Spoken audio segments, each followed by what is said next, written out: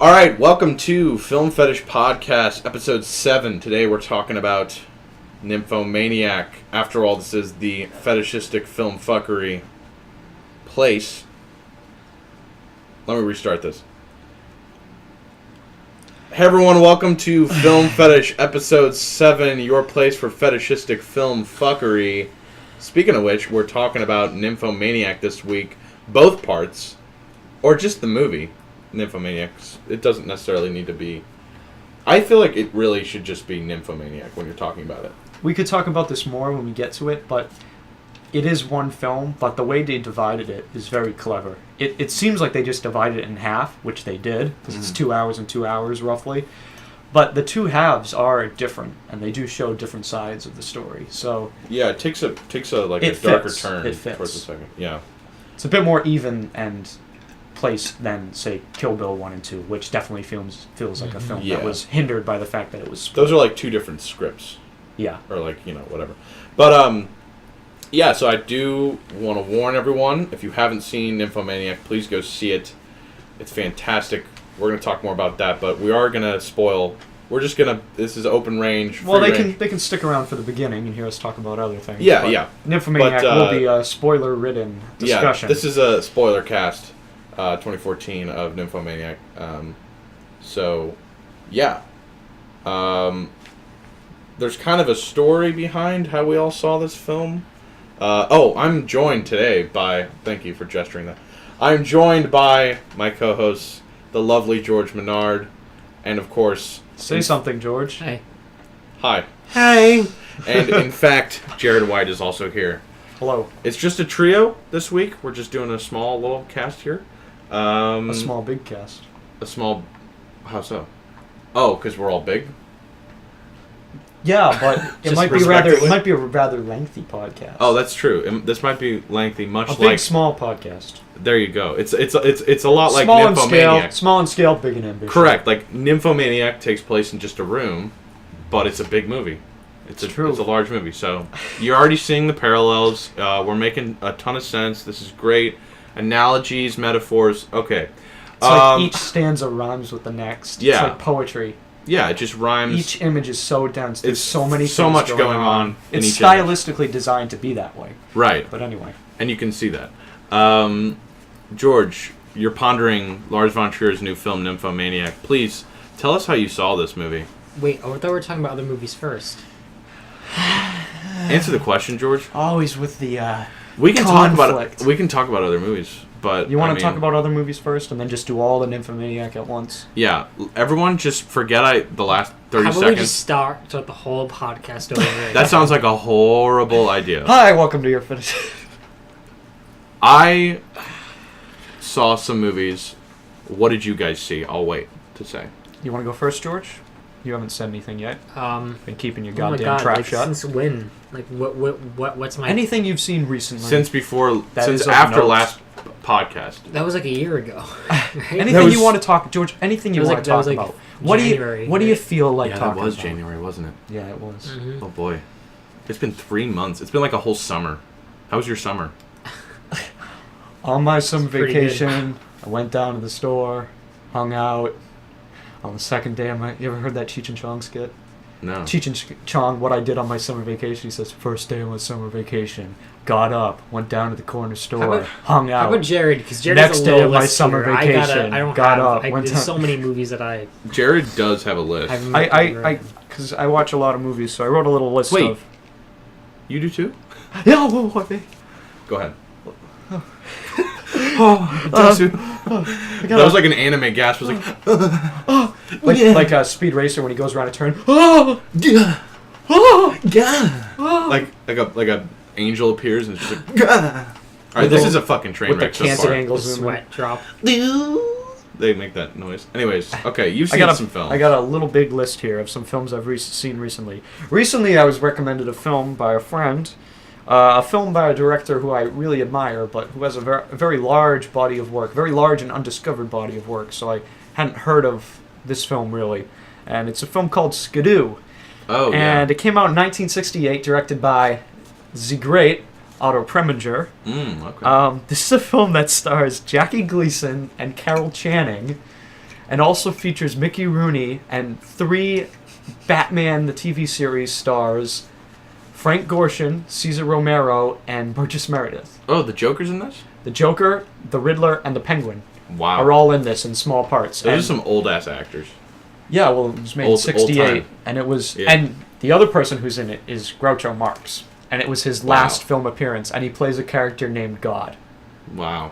The film, basically, the basic premise of the film is Jackie Gleason is a former, member of this mob, and he gets called back into action by Groucho Marx, who's the head of the mob, named God, to infiltrate Alcatraz prison and kill his former friend, Blue Chips, played by Mickey Rooney.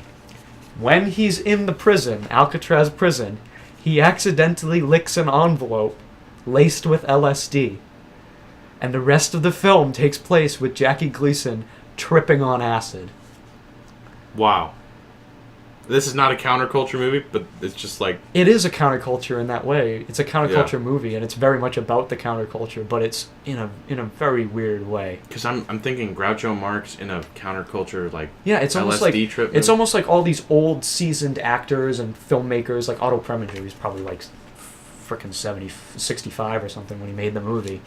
Oh, really? Been around for ages. I mean, He's he dead started now, making right? he started making movies in 30s, Wow. in wherever he came from, Mm-hmm. Germany or whatever. But this movie is absolutely insane. Yeah. I really like it, but it's unhinged. Really? It makes very little sense in a logical way, but it's very entertaining, very funny in a weird way. Well, it sounds Yeah. like it's pretty obscure. Like, this isn't a film most people know about. No, and it's widely considered to be a god-awful movie. Jackie Yeah. Gleason walked out of the premiere. He hated it so much. I Really? don't even really... Who's Jackie Gleason? He was the star on the Honeymooners. Ralph Cramden on the Honeymooners. I don't even know that. You don't know the I'm Honeymooners? just not informed on that. Honeymooners is a classic, I've heard of it. Like, classic television, Yeah. one of the classic sitcoms. Okay, I'll have to look up who Jackie Gleason is. Honeymooners That's is a great right. show. Very entertaining show. Got a lot of rewatch value. I'll watch those episodes again He's and great again in and again. The Hustler of Paul Newman. He plays. Oh, he's in that? Okay. Yeah, he's in the. I still... He acts alongside George C. Scott, Yeah. and his name is Fat. His name is Fat something, and he's just kind of like this awesome billiards player, and he's just a badass in The Hustler. He's only in the movie for maybe 30 minutes of screen time Yeah. altogether, but he makes such an impression. So is it a comedy, Skidoo? It was designed as a screwball comedy. Mm-hmm. It's funny, but not in a typical joke way. None of the jokes are funny. Yeah. It's almost the fact that the jokes aren't funny that makes it funny, but it's not an ironic thing or a so bad it's good movie. It's really inventive. The visuals are fantastic. There's so many strange things about it. The end credits are sung. The end credits are sung? They're sung by Harry Nilsson, who did all the music. So he's singing, assistant director? He's directed by Otto Preminger. It's the whole Wow. thing is sung. He sings all the credits. It's this 4-minute sequence. Oh my god. And there's another scene where there's all these dancing trash cans. It's nutty. It's Wow. absolutely nutty. But Sounds insane. there's a I don't want to talk about it too much because I don't really have much to say other than you should see it because it's just so strange and you should appreciate it. But there's a story. I got this off IMDb. There's a story that originally Otto Preminger wanted. Harry Nilsson ended up doing the music, but originally Otto Preminger wanted Bob Dylan to do the music. So he brought Bob Dylan and his then wife in to see the film in his personal mansion, Sure. Otto Preminger's Hollywood mansion. And he shows Dylan the film. He's like, "What do you think? Do you want to do the music?" And Otto Preminger thought Dylan really liked it because he said he wanted to see it again. Yeah. He's like, "Can you play this movie again for me?" And Preminger's like, "Wow, he loves it. He loved it so much he wants to see it again to get really into it, to find out what kind of music he wants." But he says, "Can I watch it alone? Can me and my wife just watch it and can you leave?" So Preminger leaves, and he later finds out that Dylan thought the film was awful. All he wanted to do was walk around the house with his wife and admire the architecture because they were planning on building a house and they liked the way Preminger's house looked and they were Wow. looking for ideas. That's kind of a dick move. Yeah, that's a total dick move. That's so wow. that's an interesting Bob Dylan trivia story for you. Dang. Well, that's weirdly obscure and specific and mean of Bob Dylan, but Also very Cool. funny. yeah, no, it's funny as hell. I mean, Yeah. like, Really humorous story, actually, if you look at it, retrospect, I'm sure, Yeah. you know. The, can I watch the movie alone? Again. Another film I saw recently I just wanted to mention was, I have not seen The Great Beauty yet, but I checked out Paolo Sorrentino's film that he made before that, This Must Be the Place, which came out in 2011. It stars Sean Penn, Frances McDormand. I thought this film was fantastic. I thought it was really underrated. I don't hear anyone really talk about it. It didn't get any buzz when it came out. It wasn't an Oscar nom or anything. No, the poster of Sean Penn and the weird hair is like... Yeah, I've just seen it on Netflix, that's all. Yeah, he plays like a Robert Smith from The Cure type character. And I guess the inspiration for the character was Paolo Sorrentino went to see The Cure like a few years ago, play in concert, and he was surprised that Robert Smith was still wearing that like eyeliner, dark clothing, crazy hair look. Yeah. As like a 50-year-old guy. Oh, that's interesting. And he was very surprised. Like, he just assumed that he would have not been dressing like that anymore, Right. but he was. So he decided to make this movie about this kind of character who never like grew out of that. Like when Marilyn Manson gets to be like 50. Yeah, what exactly. happens, But yeah. but like if he was still dressing like That that sounds all the really time. fascinating. And so it's this guy, yeah. and he dresses like that throughout the whole film. When he gets up out of bed, and he dresses like that, and then there's these really awkward scenes. Well, they're really funny, but these scenes where he's like playing tennis. He's playing handball in a pool with Frances McDormand, who's his wife in the film, and they're dressed in like typical like Yeah. exercise clothes, and he's playing handball in this pool that has no water in it, and he's got his hair poofed up like that, and he's wearing like black eyeliner. Is the film English language? It's English language, yeah, and it takes place in Europe and America. He begins the film. He's living in Europe with his wife, and then he goes to America because his father is dying.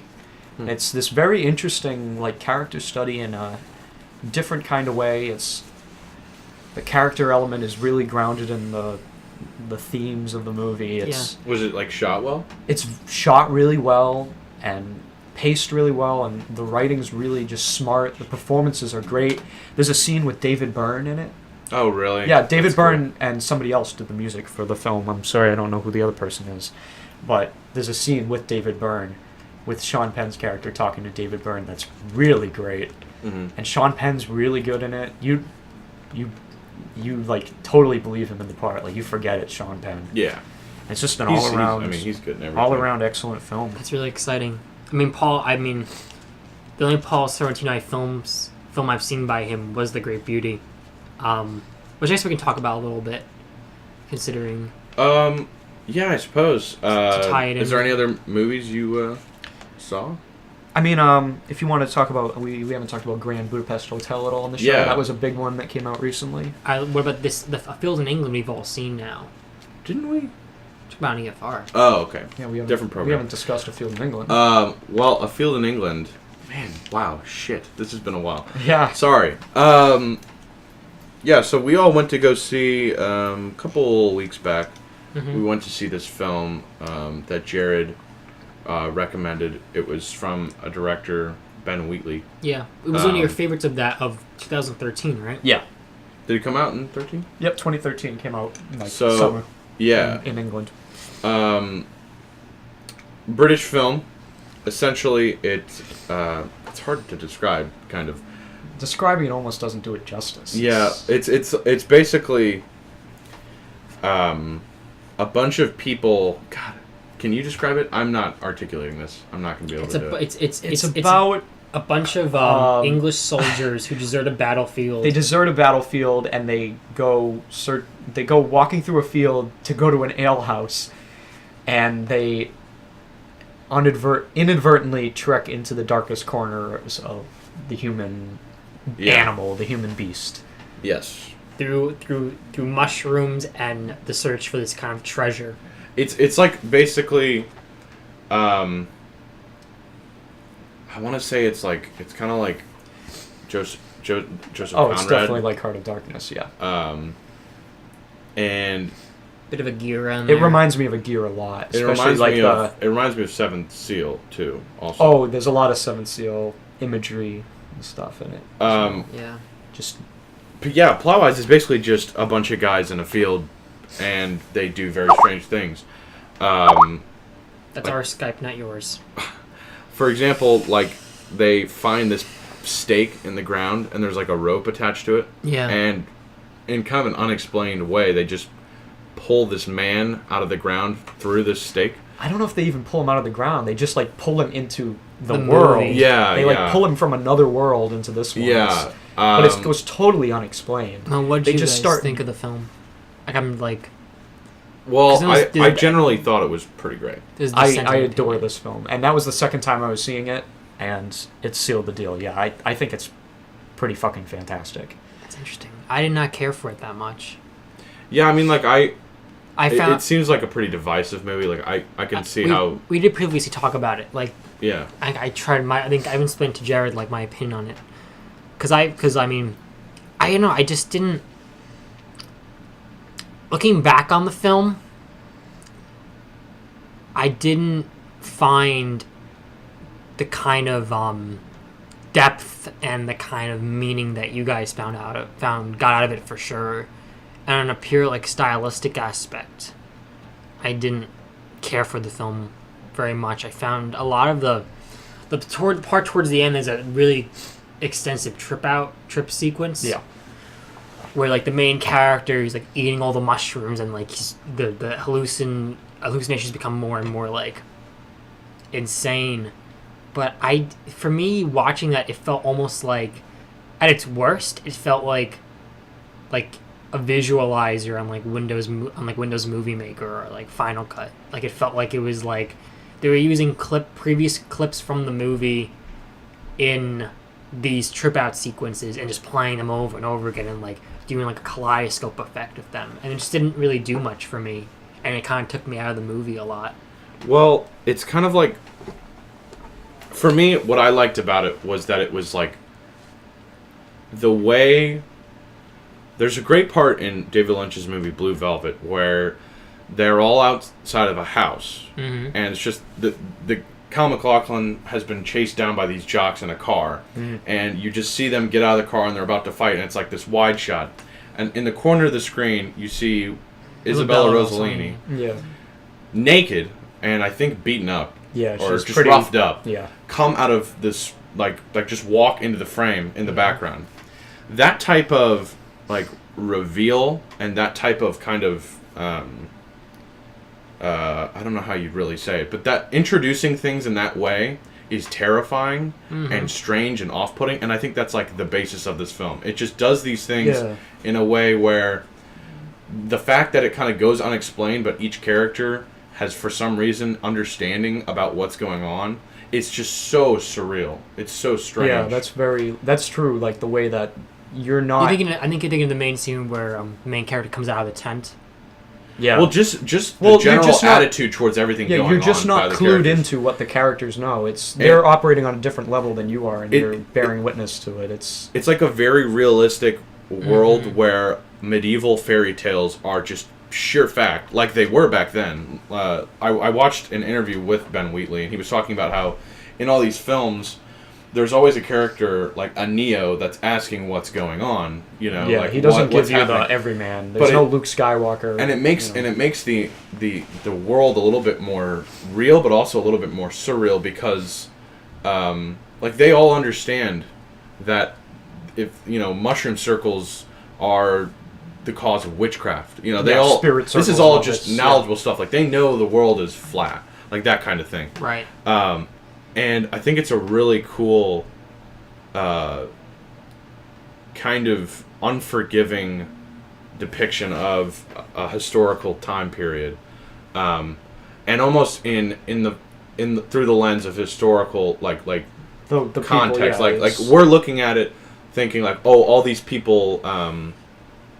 It's kind of like fantasy in a way because, like Lord of the Rings is essentially medieval times if every legend was just true, and that's kind of like what this movie is, except on a very small scale. Like the fact that you can put rocks in somebody and possess them and they can find treasure, that's just true. So when they're doing that, everyone kind of knows what's going on. But like they said, there's no Luke Skywalker character to kind of question the reason for everything. And in terms of visuals, it was just like unsettling and strange and dark, and I think it's so brilliant that he did a trip out scene in black and white. Yeah, which I've never seen before. I don't know if I've ever seen a straight up trip out scene. In black and it almost makes it seem it's pretty innovative, I think. And also the part where the wind's blowing. We've talked about this several times. Oh, the sound when the wind is blowing. Yeah, the sound design. He goes on like all these different levels.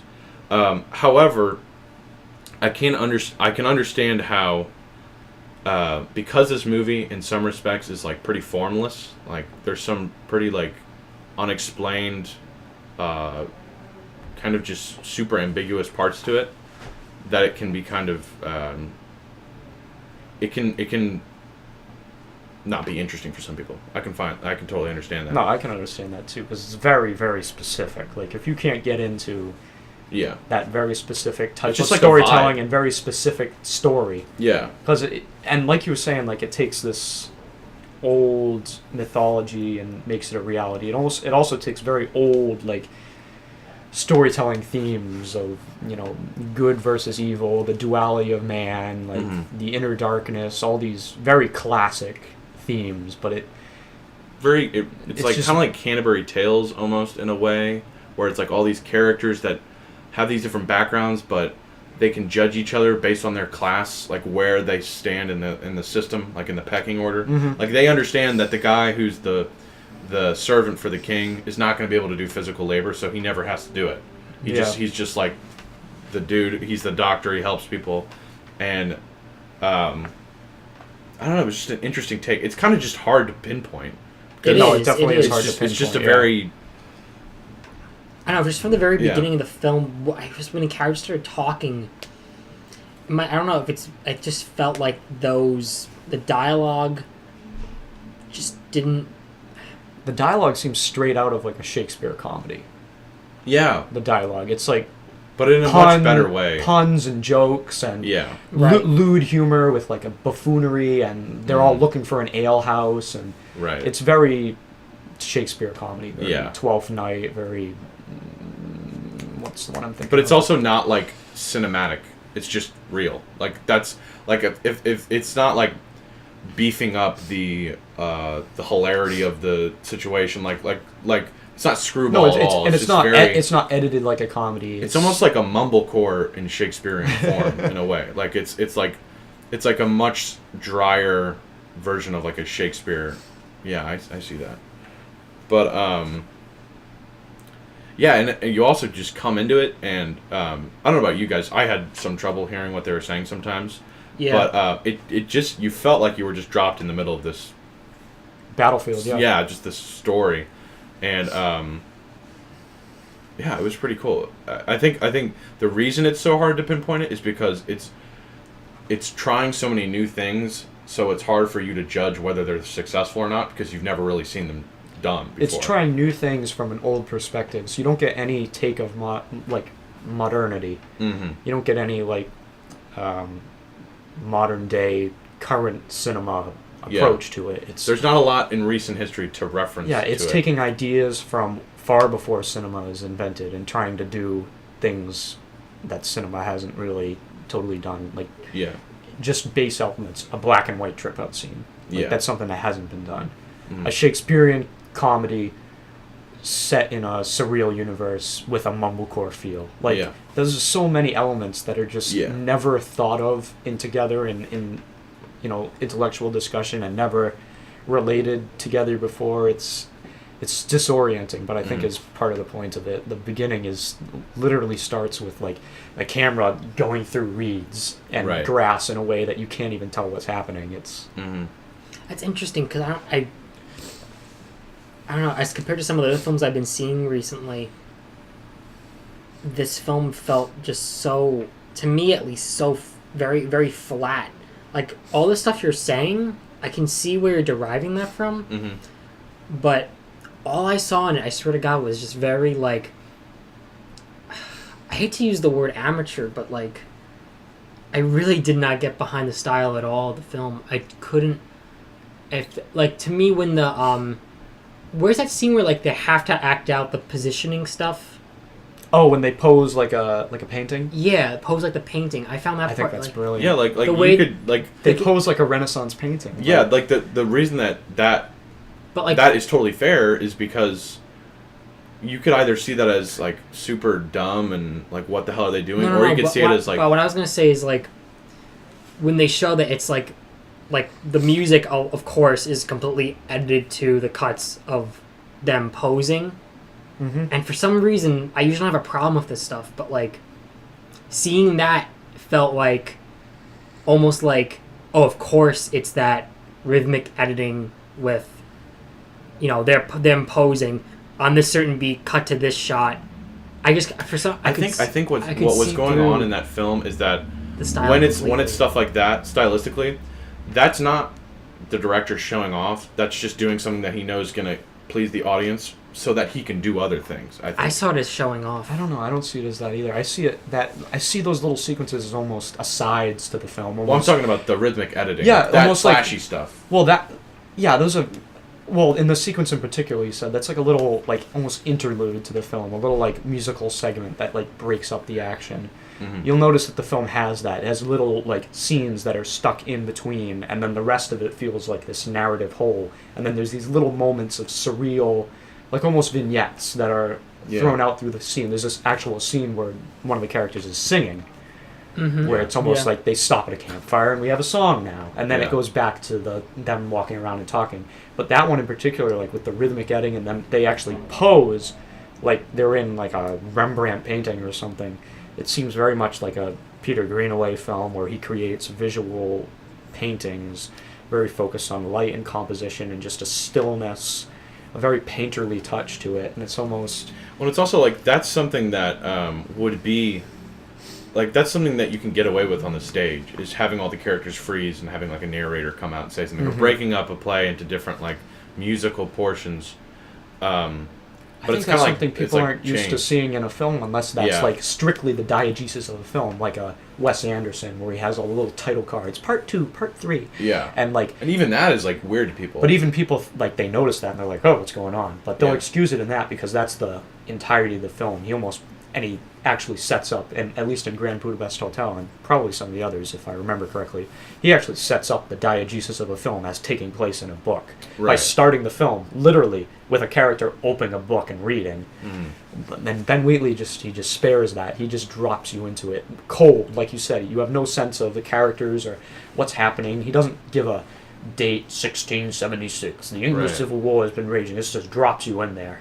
It's a pure sound, visuals. As if like Dialogue. you live in that era, and if you lived in that era, a lot of this would just make perfect sense. It's almost like you were in that war and you got hit in the head and you woke up and you didn't know what was happening, and then you're wandering around in a field. Yeah. It literally like replicates that kind of. No, it's Feeling. very trippy. It's very psychedelic in much more nuanced ways than just like flashing shit on the screen. Like it's just the way in which, you know, characters deliver lines. Even it's Yeah. just like this. Oh yeah, it's trippy Just far off. before it's it like, starts. It's just tripping. like tilted just slightly to the left. Like it's just like there's something off. Like, and I think Ben Wheatley's really good at doing that. In some of his earlier films, his first film, Down Terrace, is kind of. It never explicitly says, like at the beginning of the film, that the people in the movie are like hitmen, but you get the sense that they're into something very shady just by the way they talk. But it doesn't tell. You don't actually explicitly find that out. yeah, At least when I was watching it, I didn't pick up on it until a little bit into the film. I was like, oh, these people are killing people. yeah. But it's just kind of slightly off kilter. The way they talk, they're just very suspicious in the things they say. They always seem like they're talking through squinted eyes. It's just gets this sense of uneasiness, and he just drops you into that story. It doesn't like start off with somebody killing someone or. It's nice because you it's- forget it's that you're watching a refreshing. film. It's refreshing, yeah. Because you're not seeing these like structural traditions. But yeah, I mean, it's not for everyone. I don't. It's pretty like.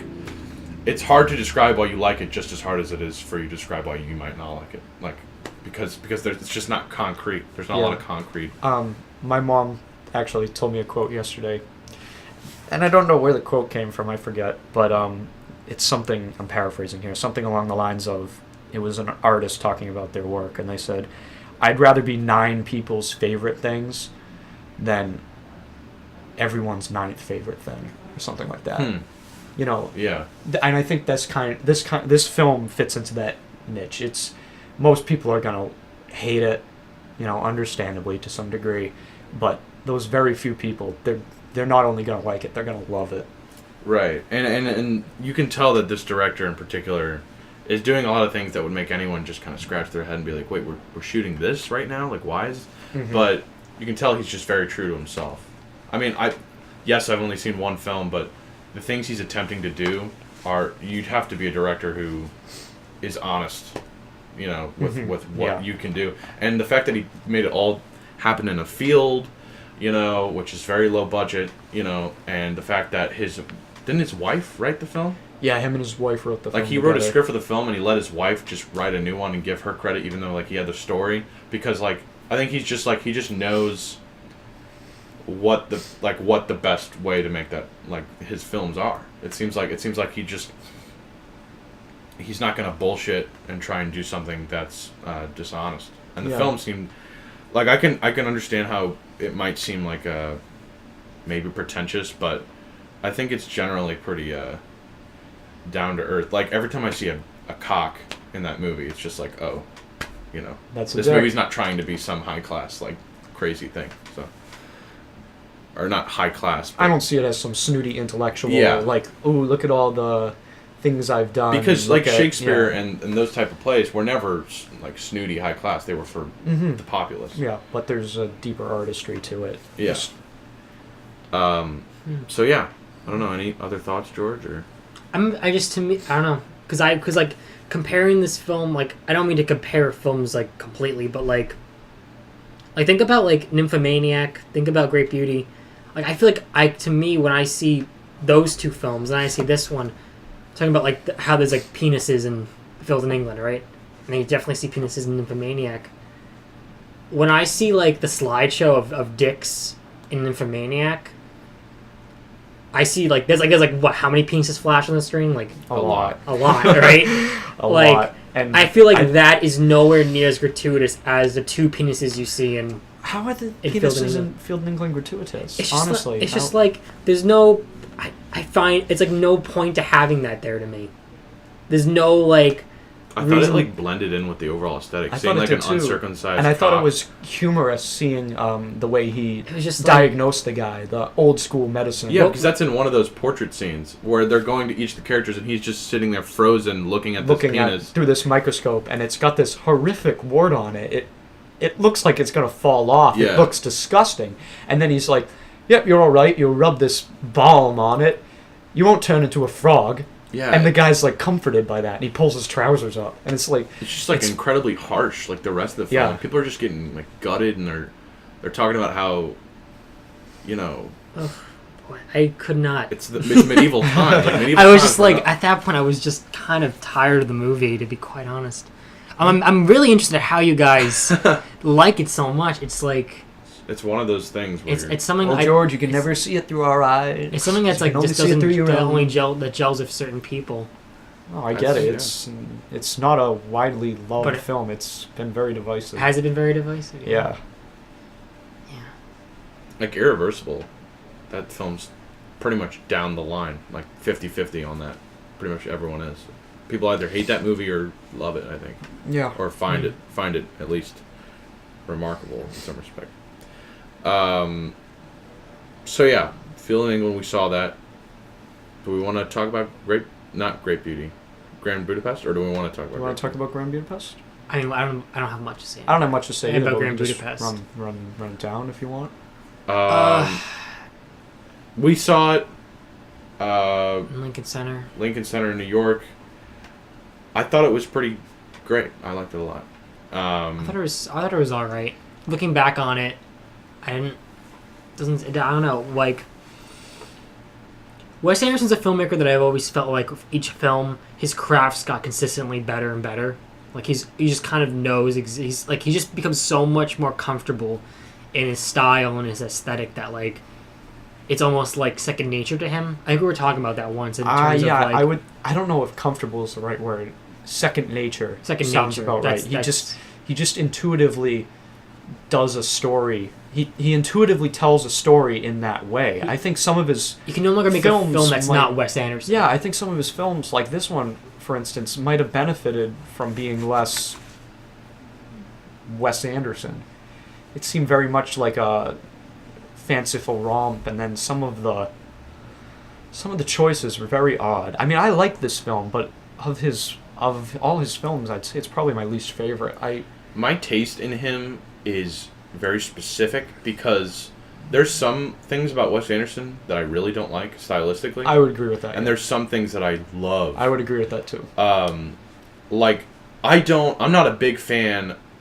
I saw like a picture the other day of that shot from Moonrise Kingdom where they're on the beach and they're dancing to like the quirky music. I'm not really into that. I don't think that's cute. I think it's kind of overblown. I don't really like the whole hipsterish kind of aspect. I like of that it. scene because like it's kids. Shit. I like that scene because it's kids. It gives you an insight into like the mentality of children and the escape. It's like a little thing. But when he has Owen Wilson doing that, I'm less into it. It seems for me, it's just like the way that he's obviously directing them to act in these like kind of quirky like dance ways. Like if there were kids literally like rocking out to like 60s rock music, I would have liked that. But like basically what I'm saying is the kind of cutesy.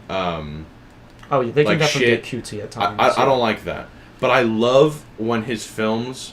I love Grand Budapest because I think it was the exact thing, the exact like flavor of Wes Anderson that I like. The reason I like Steve Zissou is because it has his, like dollhousey, like symmetrical, framing and all this very craftsy, like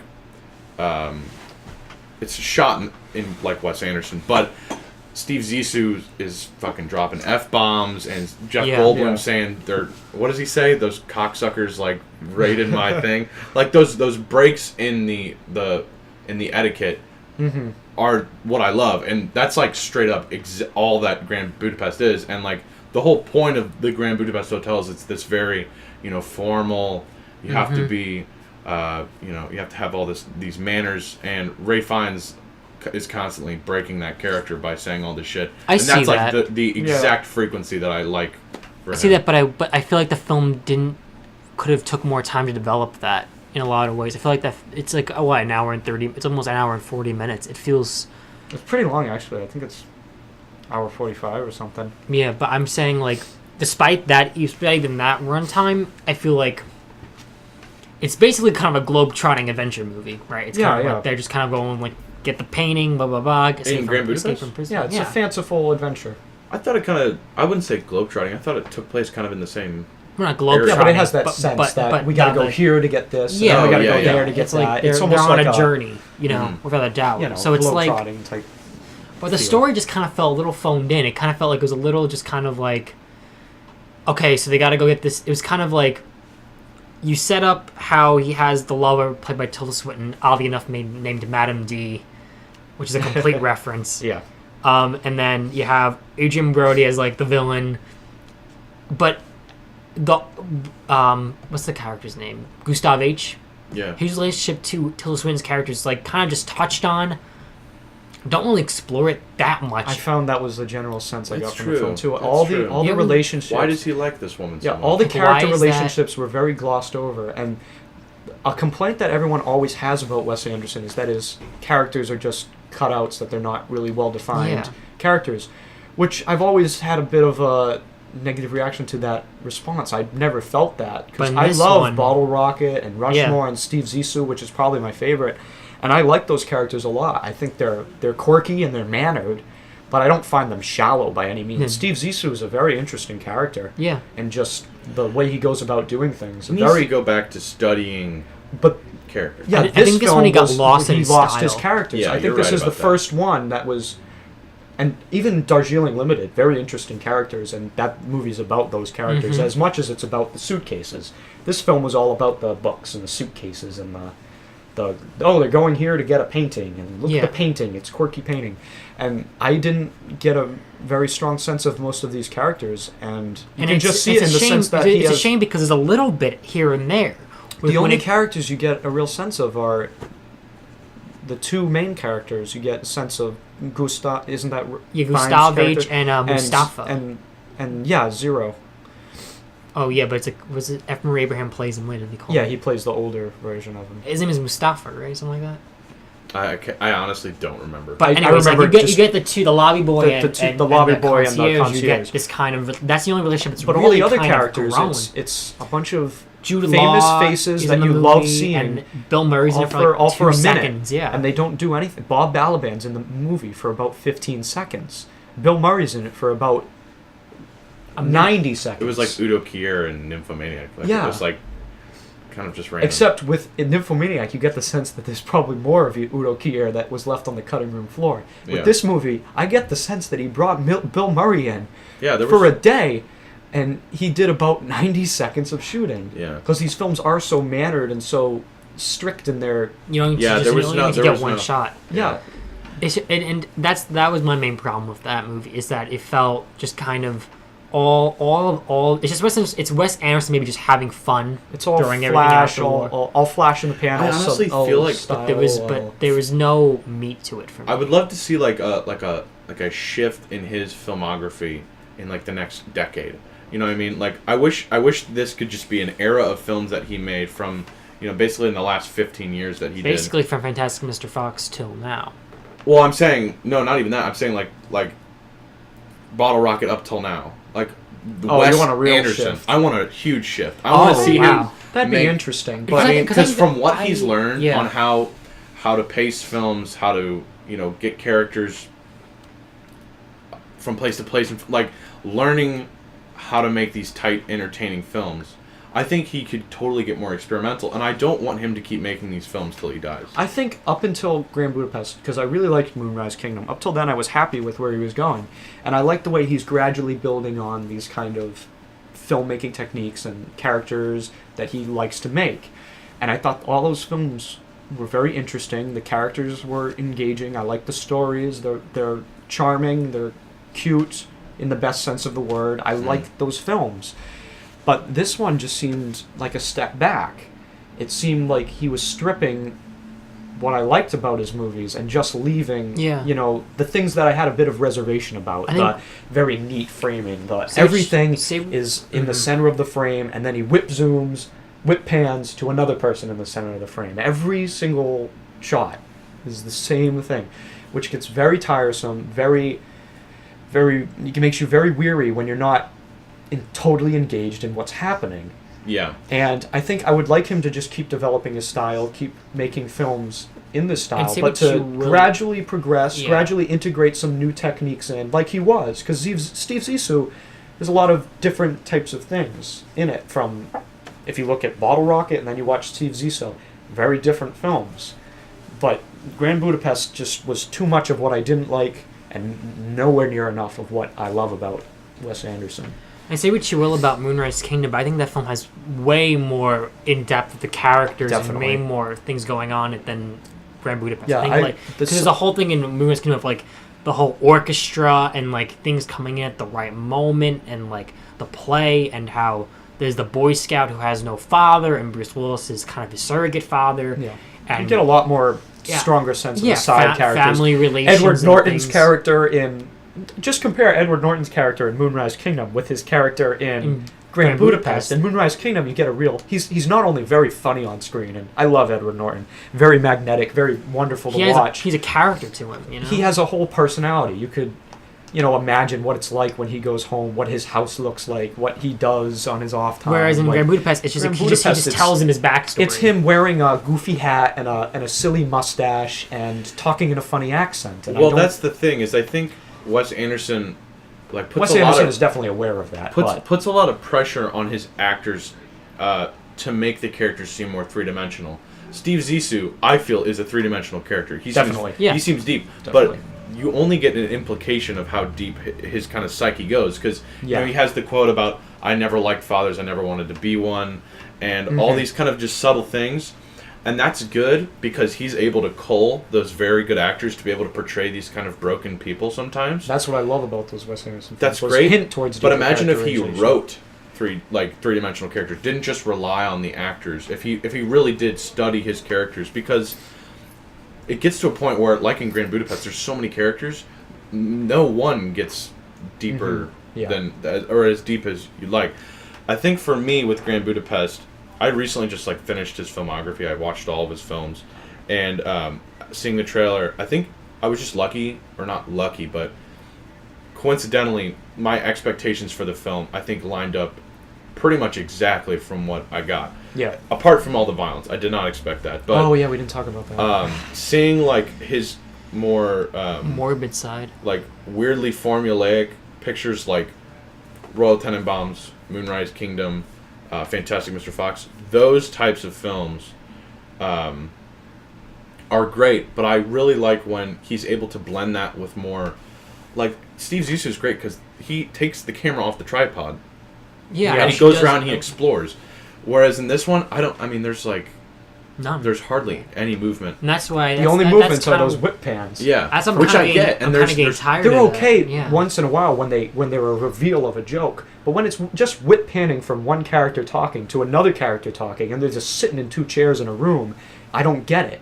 I just don't get it. It's like a style that is obviously consistent, as in there's obvious things that are consistent with each film, like the yellow text and the this and the that. Yeah. But the way in which his style evolves is inconsistent. He goes back to like Grand Budapest goes back to Royal Tenenbaums in terms of I don't know about you, but that beginning scene where the girl goes to the graveyard, I immediately thought of the Royal Tenenbaums. Yeah.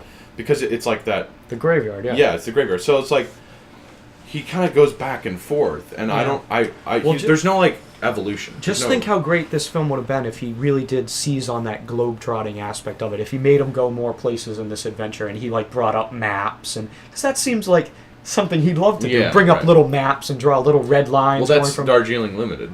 Yeah, but think of if he had, that would have benefited this type of adventure story. I felt it was very neat and tidy for a movie about people chasing after a painting and going here and there. It seemed like it needed to be a bit more, you know, like a ball rolling down a hill, a bit more energetic in its pacing and its But I would really love to see him write a script and not direct a film. I would really be interested to see. I don't know about that either. I would love to see him just change his style. You're not even curious because he's literally it seems like his writing to me is not the it would work. His writing to me is not what makes him so strong. It's just how he executes his writing, how he handles his dialogue with his actors. I think that's what his strong suit is, not just his writing.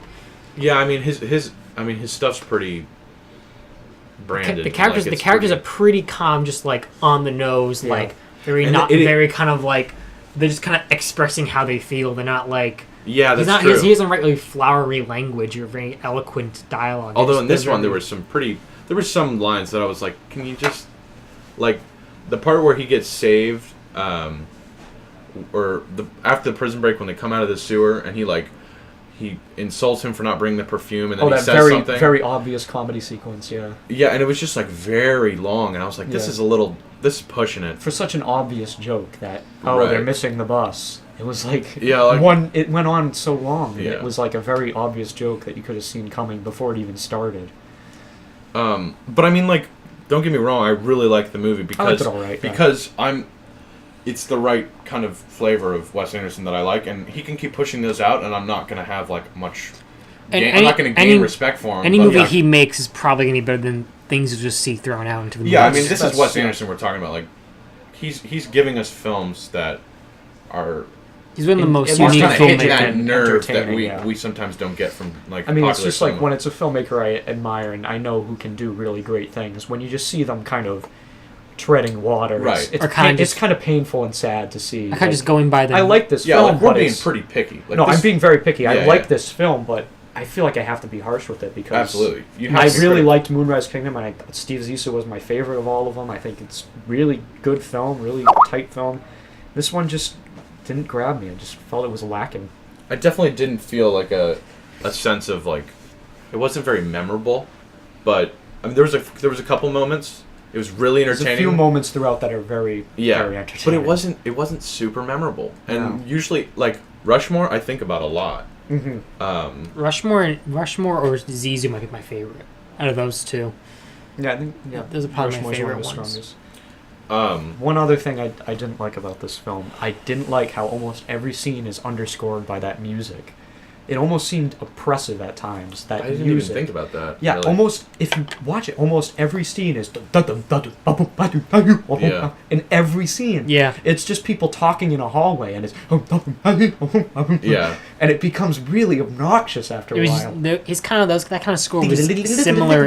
Yeah, I was just about to do that. It doesn't make when they start, going down the hill, and they're skiing. Yeah. It doesn't make it exciting for that music to kick in 'Cause you because hear it's it been a going million for times. 45 minutes. Right. Whereas if he had left it more quiet, more subtle during That's the why when Rolling dialogue, Stone starts playing in one of his films, you're like, oh, fuck yeah. Like, it's Yeah, he exactly. uses it so well.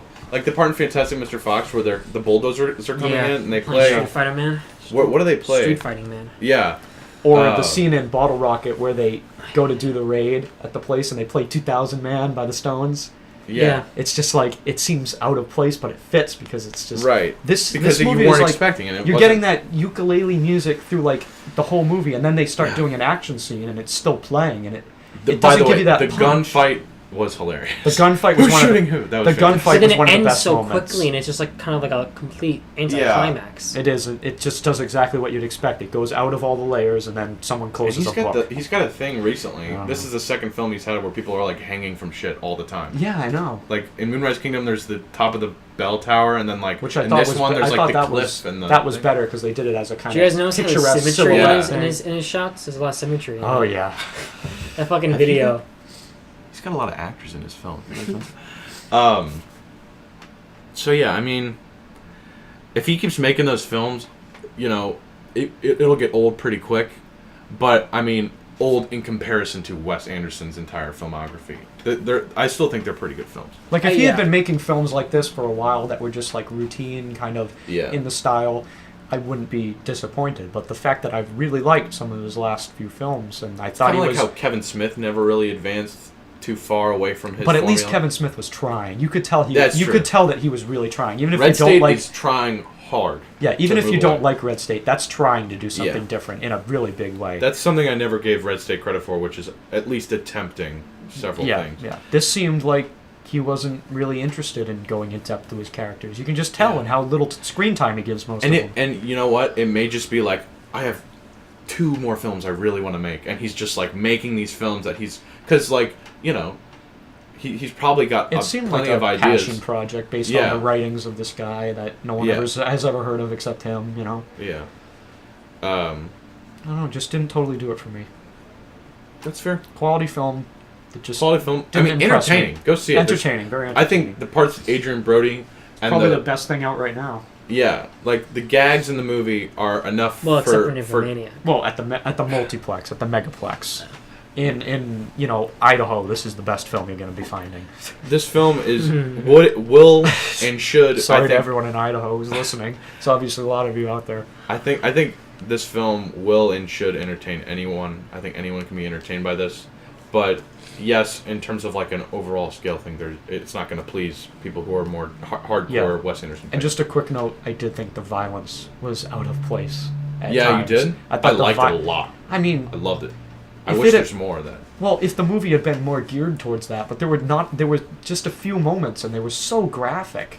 I would love Like to literally see. a cat being splattered on a street, dropped Yeah. out of a window, and he shows it, which doesn't seem If you fitting watch in a fanciful Fantastic type Mr. of- Fox, the kind of cartoony stuff he does there, he's definitely drawing on that in this one with the sled thing. It's like stop motion when they're in the sled. Yeah, he has a very cartoonish feel, but I don't know, just to see because like guts. Fantastic Mr. Fox, they're like cooking up like the animals and shit. They're like trying to kill them. So I don't know. Just to see like guts of and decapitated heads in boxes. And, I would love though to see like because there's like kind of Nazis in that movie. How cool would it be to see like a World War I Paths of Glory inspired like Wes Anderson film in the trenches, and they're like doing like Wes I don't Anderson know. cinematography in the trenches. I don't need to see Wes Anderson do a movie about a serious topic. I don't. That's true. Oh, that's why I go to see his movies in the first Yeah, place. yeah. Yeah. Yeah. But I need a Wes Anderson movie about 35-year-old man who has no job and Yeah. falls in love with a 35-year-old woman that has no job. Some shit like that, you know? Go back It's to the basics, maybe. You know, Cool to see something that. that's a character-driven Anyways. story that fits his type of style, Right.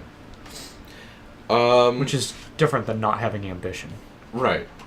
It's different. So, other films. What else do we want to talk about?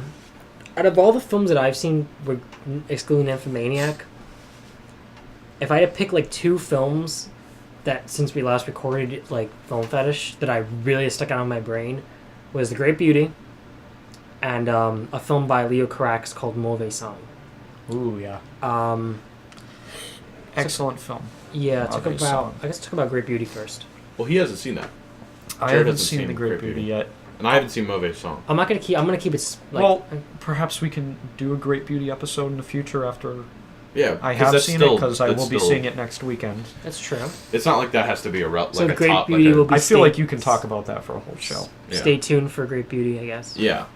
I'm talking about Mauvais Song. Mauvais though. Song. I haven't seen it in a while, but Yeah, I saw that. I saw it like almost a month ago now. The film's by Leo Carax. His most recent film is Holy Motors, which starred Dennis Levant and Edith Scobe and Kylie Minogue. And this is his second. This was his second feature from 1986, which he made with Dennis Levant, Juliette Binoche, Michel Piccoli, and Julie Delpy. Julie Actually, Delpy, one of yeah. her first roles. Yo, you know what? I actually have to go. I'll be right back. You guys talk about this movie. okay, because you haven't seen it, so we can talk Yeah. about it. Yeah,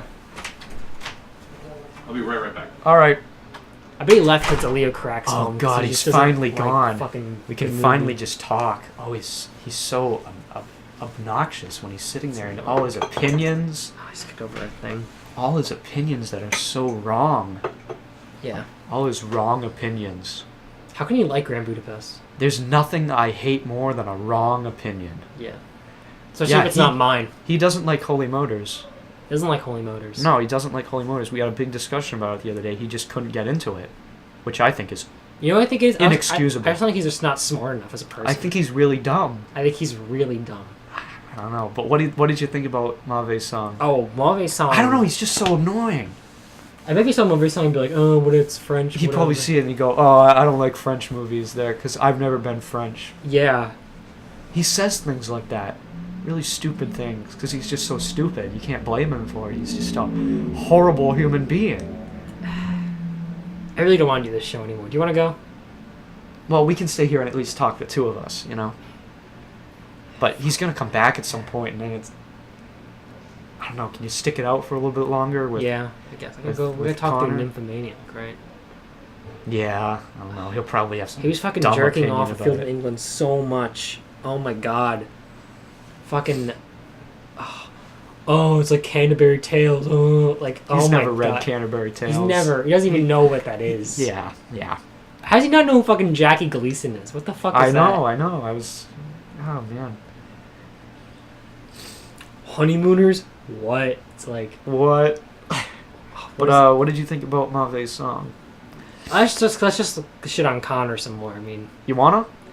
yeah, let's do it. Yeah, I mean, he does this horrible thing. We live together, in case you didn't know. Connor and I live together. And, he'll come out in the middle of the night and he'll watch TV at 2 a.m. What? Who does that? Not Who watches TV at 2 a.m.? And he'll watch PBS programming. Not normal people. No. I'll tell you I'm that. trying to sleep or, sleep or something. And Mhm. he's watching television, PBS at 2 a.m. I know. Trying to educate himself. I know. It's just Telemundo. Yeah. Telemundo. He'll watch Telemundo without Trying to learn subtitles. Spanish. He doesn't know Spanish. How is he gonna watch? He barely knows English. I know. He trips over his words so much. I know. You didn't even hear, you good folks listening, how many times he tried to do that film fetish intro Oh, without messing up. maybe like I counted like 20 at least 20 times. We had the slate in here. We were clapping the slate. Take 22. Yeah. It was like Uncle Bill, an American movie, trying It's to... all right. It's okay. I'm Connor Boyd. Jesus told me so. It's really bad. It's really bad. He's the worst. I don't know. He's always interrupting everyone. I think he might be a little racist too. Maybe. He really, when you walk down the street, I'm not gonna say the minority, the people, like he just really kind of like. Get the feeling he's very on a high horse. Yeah, really. He looks at like he doesn't want to get shit on his boots. A homeless person will ask for change. He just says no. Yeah. What the hell's it? I mean, I never give them change, but I don't say no. No, because they're gross and dirty. Yeah, I don't want to talk to him. No, but he's very, very. He's on their level. He smells bad. Yeah, he never showers. Yeah, well, no, that's the problem. But when he does shower, he takes so long, but he doesn't even use soap. I told him once, Connor, you should use soap when you go in the shower, because just the water isn't going to do much, and especially not for your oppressive body odor. But he won't use soap. You know why? Why? He doesn't want to pay for it. I offered to give him soap. He didn't want to get my body stench on him. How poor do you have to be to pay for soap? Poor as he is, really bad. He's very poor. I had to pay for his ticket to see a field in England. Did you really? Yeah, I had to pay for it. Are you kidding me? Yeah, I'm kidding you. But anyway, I had to pay for his ticket to see a field in England. Wow. If he saw Mave's song, he'd... Oh, shit, he's coming back. Hey, Connor, what's up? Hey, what's up, guys? We were just about to talk about Mave's song. Yeah. Okay. Anyway, what did you think of this film, George? Oh, I think it's fucking great. Me too, I really like it. This film... Okay, so Leo Carax was like this French filmmaker in the 80s. He made like Boy Meets Girl, Mauvais Song, made a film called Lovers on the Bridge, and then Polar X. And he didn't make a movie until kind of went somewhere, went to wherever Terrence Malick went when he retired for that period between Days of Heaven and... Yeah, him and Terrence Malick were hanging out in Morocco somewhere, sipping drinks by a pool. Whatever. Can you imagine? Oh my god. And then he came back with Holy Motors, but Mauvais Song kind of seen as like, I guess his kind of like the most Leo Carax film that's been made, like kind of one of his masterpieces in terms of his filmography. The film is about, God, it's set in the future in this kind of like weird sci-fi Paris set in the future. where humanity's plagued by this kind of like virus. It's kind of like AIDS similar virus. Where it's about if people have sex and they don't love each other, they'll have this virus and die. What? Really? Yeah.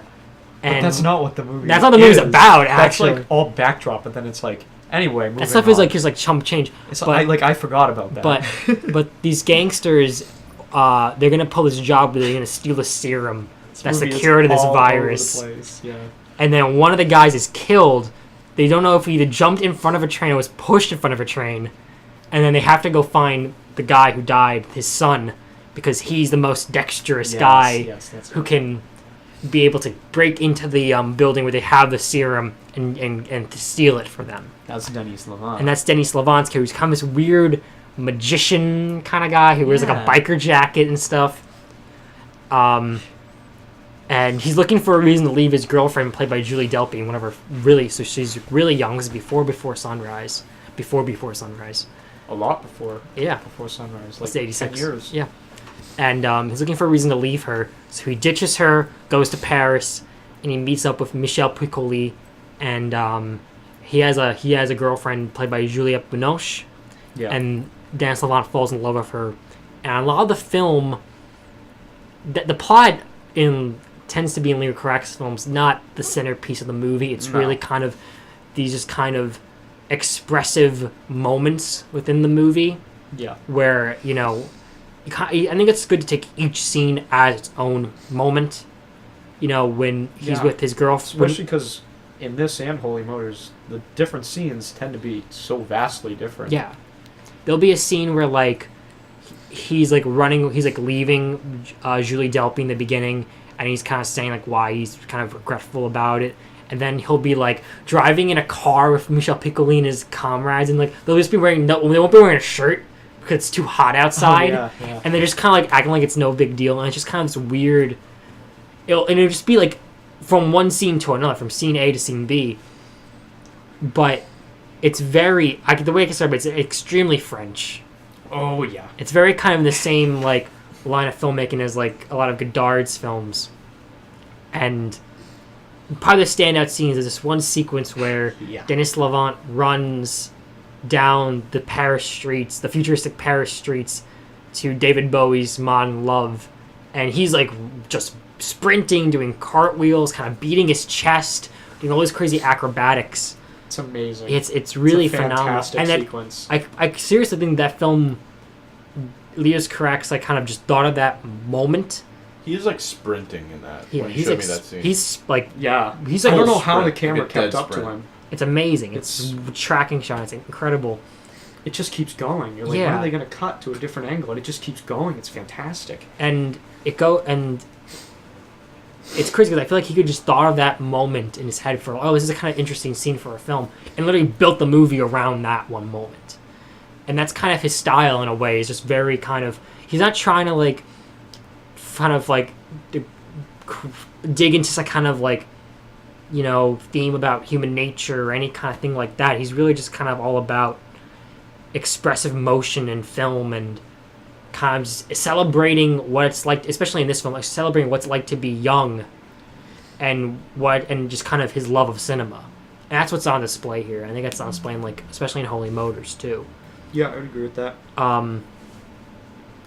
Interesting enough, like it's like I said, it's very French, and something about, I think a lot of French cinema deals with a lot of just kind of like, I think we talked about this once kind of a while ago, about how French cinema is almost like just trying to show the cinematic quality in the most basic human elements. Like, there's so many scenes in French films to me where there's a character just running and just a tracking shot of them running. Like, I always think of the 400 Blows when, like, Antoine Donnell is, like, running away from the military school, and he's just running down the side of the road, and he's, like, ducking under a sign, and just kind of, like, the shot lasts maybe about a minute of him just It's definitely running. that old theory that, like, what's that? There's a theory that's, like, in order to create film, you need to find the most cinematic qualities in everything, every object. I can't remember what it's called. It's got, like, some fancy name. Oh, yeah. But, Sure. But that's what, I like... wasn't being sarcastic. I was saying, like, sure. I mean, the Lumieres just like, film people like walking out of a building, Right. Like Edison was like, in our favorite film. do this day, in our favorite film, people leaving factory. Yeah, that's George and I's both our number one top favorite film of all time. Fuck Number Back one to the weirdest movie. Fuck Back to the Future, yeah.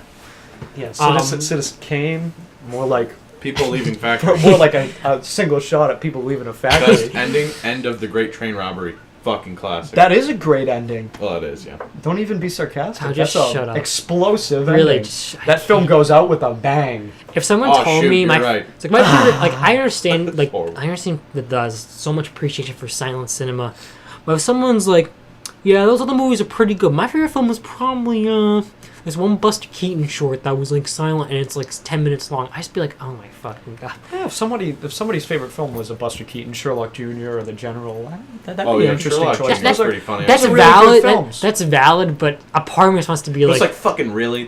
You watch that and you're like, this is my favorite movie out of any other one. Like, really? I don't know, a lot of people would say like a Chaplin film is one of their favorites. City Lights or If Gold you're Rush fucking or- like 50 years old, maybe, but I mean, if 50 years old. like if you're like an old man and you're like, my favorite movie is Tora, then I'm like, okay, that's fine. But if you're like my age and that's your favorite fucking movie, I think I'm that'd be like, interesting if I met a 20-year-old person whose favorite film was, no, I have Modern before, and I Times feel or like they're something. bullshitting me. But you anyways, really? You feel like they're bullshitting? I feel like something bullshit. Really? Yeah. Really? So, I know this might be your slice of pie, Connor. A movie about what? just a Leo Carax movie, I don't even know really any of his work besides Holy Motors, so. which we were talking Don't trash. Don't jangle that. Oh, sorry, I'm jangling. You're jangling when you shouldn't be. Yeah, Jangling Unchained over here. Jangling Cut it out. Unchained. What What was I gonna say? God, You were saying something about Leo Carax. Yeah, we watched Holy Motors. You and I saw it again. Connor saw it for the first time. Connor wasn't smart enough to understand it. That's what happened. You and I appreciate it. Actually, I actually thought I'd like Holy Motors more the second time. I didn't like it quite as much. I still liked it. I like it just about the same, but I think But movie song is I don't know. a better When I saw it the first time, I thought, now that's a movie that will grow on me. Saw it again. You know, I was half a year later. I saw it again. Mhm. I didn't like it as much. I really didn't. And I still really appreciated it, but I thought I was gonna like more it than this more. guy over here. Do we want to go into that? Or? I don't know if we really need to go into Holy Motors. It's a film people should see. I think it's enjoyable. It's a good The film. face you're making. I'm just You're like, making such a face. this at me, is a Colin. pivotal moment if you want to get into a 40-minute discussion or if you want to move on to Nymphomaniac. No, I mean we had our Yeah. our discussion that we actually had in That was- RL that real was- life lasted a lot longer RL. than 40 minutes. We I'm just talked for saying, like I'm 3 estimating, hours like- about Holy Motors. Yeah. Right. It was a little more than just that. It was about like. Well, we got into the very nature of art and life itself. Very deep Boom. conversation here. You Very can tell we're all smart, very so that's Steve why that Zissou happens. deep. Steve Zissou deep? Steve Zissou deep. That's Wow. gonna be a new phrase. We're gonna use that. That's number 4 on my list of weirdest movies ever. Steve Steve Zissou. Zissou. What's going What's on? number in that 1? movie? 12 Monkeys. It was so strange. I've never seen 12 Monkeys. Traveling Oh, in time. I didn't even mention how like Francis Ha totally stole that scene. From, Francis Ha did totally steal that scene. If you had seen Francis Ha, which is a pretty fine movie, I mean fine like it's a good movie. I don't mean fine like oh it's fine. No, I really liked Francis Ha. Thought it was Yeah, good. I like that movie a lot. Francis There's a Ha. scene where she runs down New York City to Modern Love by David Bowie. It's totally an homage. I mean, it's flat out Mouse. thief, flat out theft, No, cinematic it's not flat out theft. theft. It's an homage, but it's an Artist homage that steal nobody's. Pablo Picasso. It's an homage that like 99% of the people who see the movie aren't Yeah. gonna get. Which leads me to our next point is that Oh. if anyone that hasn't seen Mauvaise Song, the DVD can go for like Oh $300 on eBay. 'Cause it's like Really? really hard to find. Yeah, I don't So know. I'm amazed that What the Emerson hell? College How'd you watch Library has it. Oh. We have it in the library. Maybe I have to see it now, just because I may never be able to. But I was just gonna say, a film distribution everyone. company I'm just called gonna say something.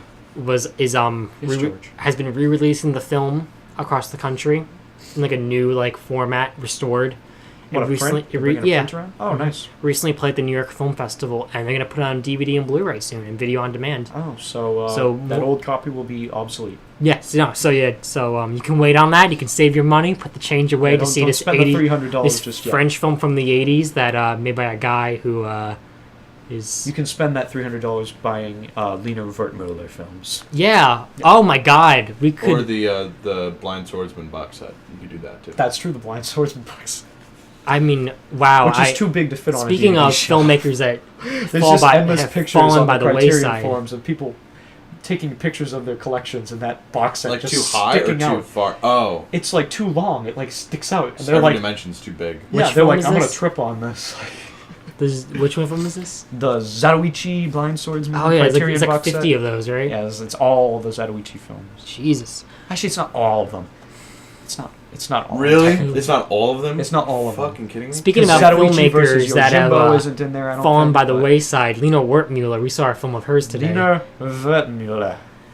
She made the film Seven Beauties, which Seven we've seen. Beauties. I also haven't seen that film. You want to talk about another It's film I fucking haven't seen? phenomenal, is what that film is. All I want to say is Seven Beauties is a phenomenal motion picture, and I want to say that to everyone because if I don't say it, no you one else will. No one will tell you that No this one will film tell is you. phenomenal. But this film is phenomenal. If you have any interest in 70s European art house filmmaking, this is one you want to put on your to watch list. You want to underline it. You want to put a little star next to on it. You want to put it on your Amazon wish list. Your IMDb watch list? your eBay seller watch list. You want a star GameStop this Power Up item. You want Rewards. Your page. entertainment and exclamation park.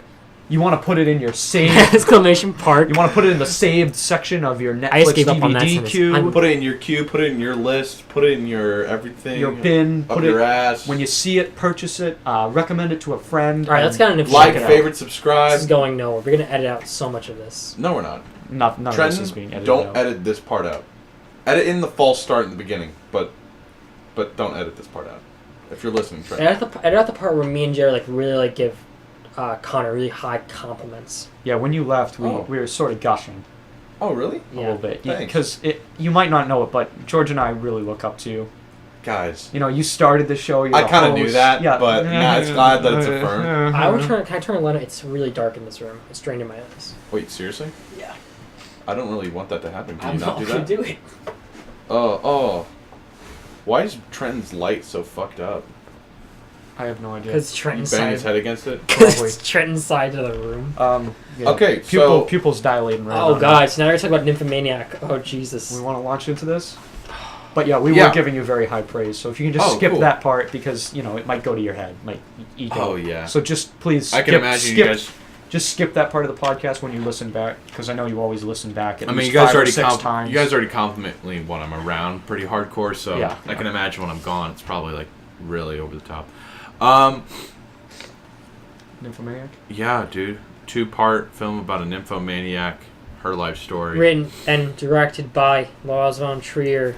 Lars von Trier. He made- I made a film all about people that were Your doing all favorite kinds of Nazi. all kinds of things. They were having sex and okay, I'm a Nazi. This movie makes Wolf of Wall Street look like it's rated PG. This movie puts Wolf of Wall Street in Thanks. another... Wow, what a great Leonard Maltin statement. Yeah, put that on the DVD cover. Okay, Rex Reed. Okay, Gene Shalit here is This saying... movie look like it's like Gene Shalit here to say Nymphomaniac drove me crazy. That's like on the back of the Hard Boiled DVD where it's like, it's bigger than a 1,000 diehards or something like that. Like, more action than a bunch of Terminator 2s. like I don't know. Everyone came because you and a bunch of other people we know saw it last night. George and I saw it a few weeks ago. You guys all came back and you were, you know, the things you were talking about, at least from what I heard, you were talking a lot about the content. Ooh, it's so out there, it's so graphic, and Well, it's I a don't know. shocking film. It's I mean, maybe- no one comes back and if you see this film and you're like, oh, standard fare, then that's kind of weird. Because I don't. know. But it doesn't. It's I'm not not saying like, it's bad or it's if not it's like... no, but it's not anything out of the ordinary for Lars von Trier, and I don't think the shockingness Right. is like what I want to talk about when I talk about this film. Like I think it was just the There's so immediate, much- I feel like- I feel like dumb talking reactions to the film that we were like able when to I talk saw about. when we got out of part one, George and I and another friend, we were talking about the beauty of it, how beautiful yeah, it was. well- We weren't talking, oh, that was so sick, so gruesome. It was a beautiful film, a beautiful. Well, that's kind of... My thing is that when I see a film like that, it takes time for me to process stuff. But if someone's wondering what I thought about a film and I don't have much to say about it yet, I'm going to say the obvious shit like, oh, there was a lot of naked people. There was a lot of naked people in the movie. You know, so... I mean, I don't know about you guys, but after I saw that film, I needed some time to think about it because it's so... There's so much to I mean, think I about was in that pretty film. much thinking about that film for a week straight. Right, yeah. But I mean, I was. Did you guys watch the second part right after you We saw watched the it the next day, yeah, Okay. the next day on iTunes, good old iTunes. which was a good experience as well.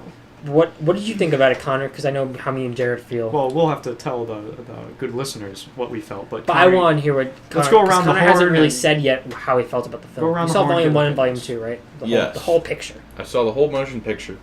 Well, as I stated a couple seconds ago, I think I do need more time to think about it. I just need more time to process it. There are sometimes films like The Great Beauty, I honestly couldn't fully form my absolute satisfying opinion that would satisfy me. honest opinion. Honest opinion, there you go. It takes just a little Still tiempo. mulling it over. It's okay. You take your time. But Yeah, we'll wait. yeah, Everyone be quiet. everyone shut the fuck Be up. quiet. I'm gonna think for about 20 minutes. Just, Okay. No. I think it was a film. This is hard. I definitely liked it. Okay, if we're talking stars, we're talking numbers. I fucking liked it. That's some shit I know right off the bat. I liked it a lot. I liked it out of 5 stars. I knew I was gonna like it going in, and I wasn't popcorn surprised bags. I liked it when I came out of it. So that's just a given. We can just move past that. Yep. In terms of what this film does, if you look at this from kind of a grander scale, you look at the Depression trilogy, how this kind of caps off those 3 films. I think it's like pretty fantastic. I think the ending, which is kind of one of the more striking things to me, where Charlotte Gainsbourg has this speech, this kind of like monologue where she talks about how you know, she's had all this life experience. She's gone through all these bad, you know, all these bad things have happened because of her nymphomania. She still knows that that's who she is as a person, and she's going to stand upright against it, against the negativity that comes from just her personality. The difficulties in life that she finds because of her nature. She's going to stand up against that and live regardless. And I think that's literally Lars von Trier talking through Charlotte Gainsbourg, saying, I'm not going to let my depression keep me down. It's going to fucking suck, and I'm going to keep running into problems, and I'm going to get beat up, and I'm going to be laying in a puddle on the street, but I'm not a horrible person because of it. Yeah. You know? Yeah. And I think that's exactly what he's saying. When we got out of the film, we all kind of figured that the film is this debate of ideologies between Charlotte Gainsborough and Stellan Skarsgård, and we view that conflict as really Lars von Trier, two sides of his personality, two sides of his conscience almost, kind of debating with himself how he feels about life, how he feels about all these different things, and how he views himself as a person. What I like, and on that, because there is the thing with me was when they basically concluded that Stellan Skarsgård's character was asexual, and you think, oh, this is the diametrically opposed people, like this is the yin and the yang here. I thought that was okay. That's interesting, but it doesn't. I don't know how I feel about what that says. And then the fact that Stellan Skarsgård comes in at the end and just something. Wrecks all his innocence. I thought, okay, that's much better because I think that's much truer and that's much more honest. And I don't think Lars von Trier. I think Lars von Trier. I think that's just like. I think that's him saying that, like, real life. No like, one's perfect. That's him saying, no one's like, innocent. yes, maybe sometimes I can have this kind of rational side to myself, but I always feel that rational side is going to give into the more impulsive side, the more irrational side. Yeah, and there's a danger to that, to having to splitting yourself into these two psyches, to constantly debating yourself. Because there's a cross section where they meet and they're incompatible, and it, you know. Yeah, I mean, well, and also I think just like if he had gone throughout the film being this like very innocent, almost kind of lovable character in some parts, he's kind of lovably inexperienced. He's lovably naive. Yeah, which is strange because he's Stellan Skarsgård. He's this old dude. But he also balances that nicely with the naivete of the Charlotte Gainsbourg character, like when she doesn't know who Edgar Allan Poe is. Yeah, it's these very like moments where you're taken aback almost by the way he's framing these two characters. Because they've only known pretty much one thing in their life. Because they see it's things him in his lens, fly fishing and his books, and her it's like just sex. It's animalism. That's their world completely. No, one is instinct and one is contemplation. Right. Yeah, essentially. And I thought that if it had just remained that constant like opposition the entire time, I thought that would have been a little hokey, because it's like, are you really just going to have these two very absolute characters? And I'm glad at the end it kind of makes both characters seem kind of ambiguous because of what they do. Both of what they do, what Stellan Skarsgård does and how she reacts, are both not. They don't line up with how the characters acted previously throughout the 4 hours of the film. What she does, she almost did to someone else, you know, but she was glad it didn't end up happening. But at the end, she does that. Mm-hmm. I'm trying not to spoil it. Yeah. And then he has never done what he was trying to do, and at the end finds out like he wanted to do that all along. So it's like you find out that yes, there are these opposites, and it's kind of a study in these opposites. But at the same time, he's still consenting in the end that these are not absolutes. There's literally no one that exists that's this, you know, there's still ambiguity. Mm-hmm. No one's innocent. No one's, you know, pure evil. He's just, you know. Also in terms of taking it as a meditation on guilt and shame, which I think it is a lot,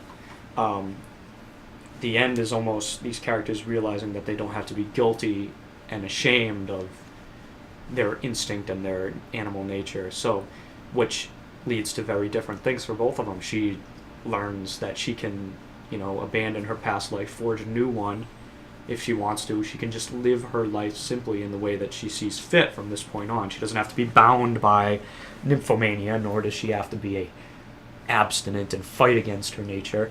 And for him, it means something very different, because he doesn't have to be ashamed of something anymore. And that the thing that he doesn't have to be ashamed of ties in very well to the fact that he represents the contemplation side, because everything has been heavily contemplated, heavily thought about before an action. It's always research, study, contemplation. Her, it's always action first, think later, which ties into the part where they talk about the fingernails. Mm-hmm. The one character takes the easy parts first and then deals with it later. The other character takes all the hard things first so he can relax and do the easy things later. But what you learn is that neither of them ever move on to that second step. The one, it's always the excess, always the sex, always the animalism. She never moves on. Yeah, that's a good and point. him, Well said. he never moved on to the fun stuff. It was, or letting loose. He was always bound by this sense of, I have to do this now, I have to do my responsibility, I have to contemplate, I have to be careful, I have to be attentive, I have to stay safe, and they never moved on. It was this understanding that they could take things in their own stride, on their own happenstance, but they became so bound by their nature, and they began to feel ashamed of that. Yeah. And the film, I think, is very much by telling their two stories, because it is about both of their stories. Yeah. Of course, it focuses largely on one, but in that telling, it becomes about both of their histories. They learn that they don't have to be ashamed of their nature, but because it's a Lars von Trier film, and because he's brutally honest, that doesn't lead to a happy ending. That leads to a cross-section where people and psyches and different mentalities are just incapable of living and existing together. I will say one thing. That's good, and that's a great comment on just like the whole movie in general. But one specific thing, and I don't know if you want to call this like a diversion or if this seemed kind of secondary to what the film was saying as a whole, but the sequence where she's telling the stories to the guy in the chair with his pants off. That is one of the best sequences Is in the film. so fucking amazing. Not only just cinematically and storytelling wise, but also just like the way I've never heard that articulated that way before. Mm-hmm. And it makes it seem like such a simple thing. Yeah, and just think like, about how I never thought of that. Just think about how that ties into the idea of shame, because here is the person who should have the most shame ever, and she is saying, because that is balancing and the contemplative those. guys like that pig. Yeah. But that character is a single embodiment of those two mentalities. Because here's someone who feels the most taboo, the most horrific sexual desire that he cannot quench in any way, that he cannot give into, but that he also can't get rid of, but who is forced to be so contemplative and so rigid and so structured and so intellectualized just so he can, not be ostracized or killed or locked up or imprisoned. And that's those two mentalities raging. And you see in that scene the way that character breaks down, the way that those opposites, those two mentalities, how that struggle in his brain is literally destroying him, is literally tearing him apart. He cannot live that way, and who could? And it's like, and the fact that Stellan Skarsgård's character has that opinion of the guy, and that she has the empathy, is so fascinating, because it's like her notions. She's kind of sociopathic in a way. She has that contemplative, like, kind of like nihilistic, existential, life is meaningless type of thing. But in hindsight, she does. Yeah, but like she's able to empathize with that guy in the chair, in the contemplative way, because it's very, because sex is so second nature to her that it's kind of just, it's like dollars and cents to her. She understands. She understands all the ins and outs, so she's able to empathize. Whereas someone who's just logical and contemplative would never understand that, or until she explains. Well, he's also been holding back his own shame of his own nature, so he has a certain resentment towards this person, who's doing in many ways the same thing. But at that point in the movie, you assume he doesn't have shame. Yeah. You know, this is why this ending is very not only revelatory but very the ending important, very important to the movie. Yeah, the ending I think is definitely how it should have ended, and yeah, I mean, I can't see it ending. If anyone could end a movie like that, it's Lars von Trier. I think like everyone in that audience or people that were familiar with his work say that once Stellan Skarsgård leaves the room, he's gonna come back. You look at the end of Antichrist. You look at the end of Melancholia. Have you seen Melancholia? I haven't seen that one yet. If you look at the end of all three films, they all end in that same kind of brutal honesty. I think all his films really do end with some. Those actually, the Depression trilogy is the only films I've seen by him. Yeah. But I mean, isn't this not a part of the Depression? No, trilogy? it is. It's the end. Oh, it is. It's the last film. Part, yeah. But yeah, in terms of overall how he kind of explored, like the way he made this film, it seems almost carefree in some parts. Like he uses these like stock footage of like fishing and airplanes and stuff like that. I love it. And it's like that does not match the visual language of the rest of the film at all. Yeah. But it's almost kind of like it's so perfect. It just kind of works. You don't really question it. He's really he breaks so many different conventions in this movie. He breaks rules like different. Like he'll put a picture up on the screen and it'll be in like a totally different aspect ratio, so it's just like this little rectangle in the middle of this huge screen. And there was one picture that was like a zoomed in picture of Jesus, and it was like pixelated as shit. Yeah. And it was like someone made this on their laptop. It might as well have been like Getty Images. Or yeah, something. It's almost like a slideshow in like your My Pictures folder. Right, just, like clicking from one image to the next. He totally.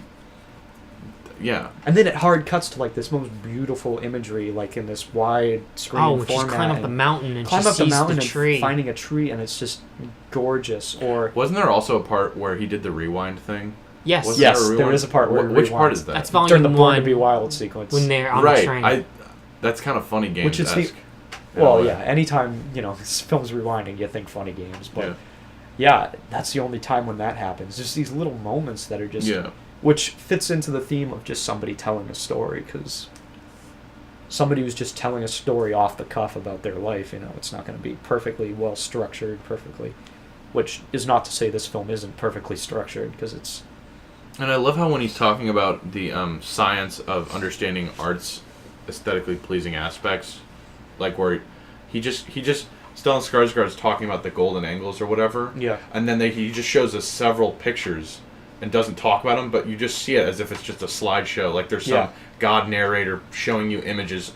Like it really is. Stellan Skarsgård's like a high school teacher, like with the overhead projection, a little flicker, Right. It kind of feels like Wolf of Wall Street. Remember Wolf of Wall Street? How like little like pictures would come on screen. Like when they talked about how that dude killed himself, they just had a picture of a dude dead in a tub, but it wasn't. Or when like it would like shot. cut to the full frame, like TV commercials. Yeah, like I see a lot of directors using that kind of aesthetic. I think it's a modern thing, Definitely. kind of YouTube mashup. Because people are starting to understand media culture the people are starting to break down the illusion of how films get made. So people are like, listen, we'll just show you the image because we know you fucking, Yeah, well, we live in a postmodern world, right? So this kind of, they can take some more liberties with things. I mean, Lars von Trier doesn't give a shit what anyone thinks. He's going to do what he wants to do. He's not asking for permission, obviously, but. I mean, you can see this in a lot of his movies, like Dogville and Mandalay, which are long. Dogville's 3 hours long, of people on a stage with total blackness and chalk outlines on the ground. It ends with a photo slideshow of like old pictures of Depression era America and a pop song. Wow. It ends with David Bowie's Young Americans. After like 3 hours of like people on a stage. Wow. Like with brutal like things happening, and it's just like this.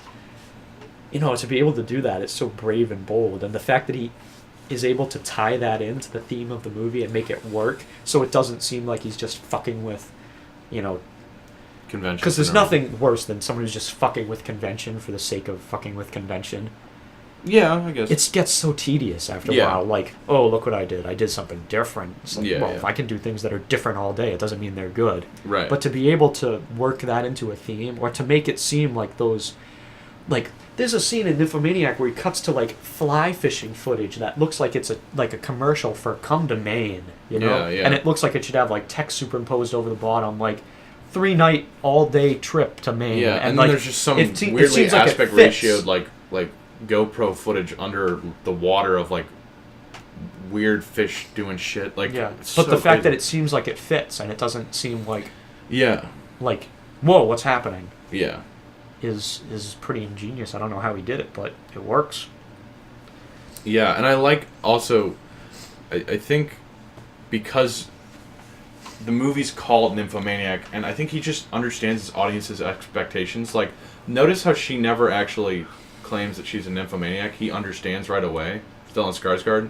You could say that's maybe because there was some cutting happening, that some stuff got cut out, but like, the way that Stellan Skarsgård immediately starts to understand her story and immediately starts making these analogies, and they're like, okay, well, this is going to be chapter 1. Like, Yeah. because he just knows his whole audience is like, oh, Nymphomaniac, there's going to be a lot of sex. We want to hear about it. Let's just go. The way that film starts is just very... He cuts the bullshit of like, what's your name? Like, oh, you want to tell me the story? It's like, I don't know. Maybe I don't. Maybe I do. Like, he just gets right into it. He knows his audience's expectations. Yeah. Speaking You know, of the way it's the a film 4-hour film, he opens, doesn't how'd you fucking feel time. about the actual first Oh my god. maybe 4 minutes of the movie where Oh, with the Rammstein... no, Well, even no. before that. Before that, where it's just black That screen and Yeah. sounds. Oh, Oh no, my no. God. I was worried that, like, the projector wasn't working or something like that. Like, it freaked me out. Oh, really? I knew it was I supposed to be knew that it was. way. Our I knew it fucking was, theater didn't turn all the lights off. he was playing really? around. Yeah, it was weird. They had... You know how, like, they have 3 stages of lights where it's, like, Yeah. all the lights on... Yeah. There's like some Trailer, side lights yeah. so people can get in their seats and you turn them all off. They never turned off the side lights, so it really bothered me. I was like really worried, but yeah, no, I think that's I pretty. think the way That- it begins is like terrifying. Yeah, like I you was said, like, too, that I was like, the beginning most was- terrifying moments. I was I like, was like- waiting, what am I gonna see? And me, Oh, I thought, yeah, and me, right, you know, because your his films instinct open is up. that knowing like subversive cinema, you're like, he's gonna hard cut to like some horrific penetration shot Yeah, and yeah. with like blaring sound. He and it's gonna spares be- you pretty, but no. he spares you quite a bit. The in thing this he film. cuts to, the way he does it is brilliant. I think And the he's- way the film ends, coupled Yeah. with that, What's funny? Smart. Here's a couple Yeah, things that. smart. it's genius Yeah. how you hear like water drop, like water trickling. You're like, oh, it must be raining. And then when you see the ending of the film, like, oh, that's not rain. that's not rain. Wait, Remember at the beginning when you hear like sounds and you're hearing the sounds You of hear the like alley, you and you hear like water dripping, you hear like a and then metal you hear rustling. rustling. wait, that's what that is? Yeah. Yeah, I never figured that out. Holy shit. Yeah. Really? yeah. Wow, that's It's like, why? That's why it doesn't show it to you. that's fucking yeah, okay. Because like, 'Cause and then you Mia cut, Goth and then is you, there. and you cut, and you're like, oh, okay, it's raining. There's like wind and stuff, but no, it's like it's what you the ending. That's a lot of. Wow. He gives you a lot of information at the beginning, but you can't. No, I'm like, saying like when the it- amount of liquid there. That's a lot of. Oh, But anyways, yeah. Wow, I never put that Yeah, it's together. That's brilliant. insane. when I That's saw pretty when I saw brilliant. that scene happen, I was like, That's like oh, that's like you could. That's pretty poetic, even No, the it fact is. that it's, and also kind of like yeah. Anyways, no, what just was think I- about what was I gonna technically the say? film begins with that happening. Like that's what right. you yeah. don't see it, but that's a ballsy way to opening a film. Right. It's You it's know? the whole point of the film in the beginning, Yeah. basically. and the Rammstein's playing. He does this amazing long Oh take my of God. a crane, and he lifts Yeah, it's up. very and- strange. And then just this tracking shot of him Oh, going what I into was this gonna- little shop, and he's just like buying like ham, and she- it's this song, like this brutal, like heavy metal fantastic. song. It's Yeah. it's so gruesome. because we were talking about how subversive filmmaker you're expecting the worst. 2 parts where I expected the absolute worst, and it actually freaked everyone out when I said I was expecting these things to happen. Yeah. One, the spoon scene with Udo Kier, when she was going over to get more spoons, I Oh thought my she was God. going to get a knife because she was gonna or a fork. God. So I was like, oh shit, please don't. And so I thought that was gonna happen. And then the scene where Christian Slater is in Oh. bed, and there's that the stuff coming outside the bed. I thought he had like mutilated like his genitals. I thought there was God. something because there was like blood around his crotch region. I was like, oh shit, did he go Well, crazy? he does that a lot in this film. He like sets up something, and you think it's even worse than it is. Yeah. For example, the callback to Antichrist is like that. Yeah, that's insane. Like that's Like, like you that's like think that's like the something- you're biggest like- reference of I've never seen a filmmaker outright reference a previous film. I know. Of his. It's like like more than like when Kubrick always put the got 2001 snow. record label in A Clockwork Orange. yeah. Like, that's like It's almost straight up like taking a scene from another film and putting it in. Like, yeah. it's the same music. Well, it's just like he's just like I don't know. I think in some ways he does things that are incredibly subtle, like what you just explained to me with the beginning. That's incredibly subtle. But he also does a lot of shit that's just overt and just he doesn't fuck around. He's like, listen, I know you know this. I'll just tell you that. Like the numbers thing. Yeah. He does a lot of things that are just very obvious, and he does it in a way where it's like people would feel like you're hitting us over the head, but he's like doing it in a way that like he knows that you're, I don't know, he just, the way he toys with your expectations. Well, you could say that, like, when he puts those numbers up on the screen, that's hitting you over the head, but for me, getting hit over the head is when it's something you're expecting, and it keeps coming and coming and coming. Yeah. I didn't expect that by any means. No, that was like a shock. And when it comes up again, it's like even it's overt. worse. It's like overt in your is face. really, It's in your face.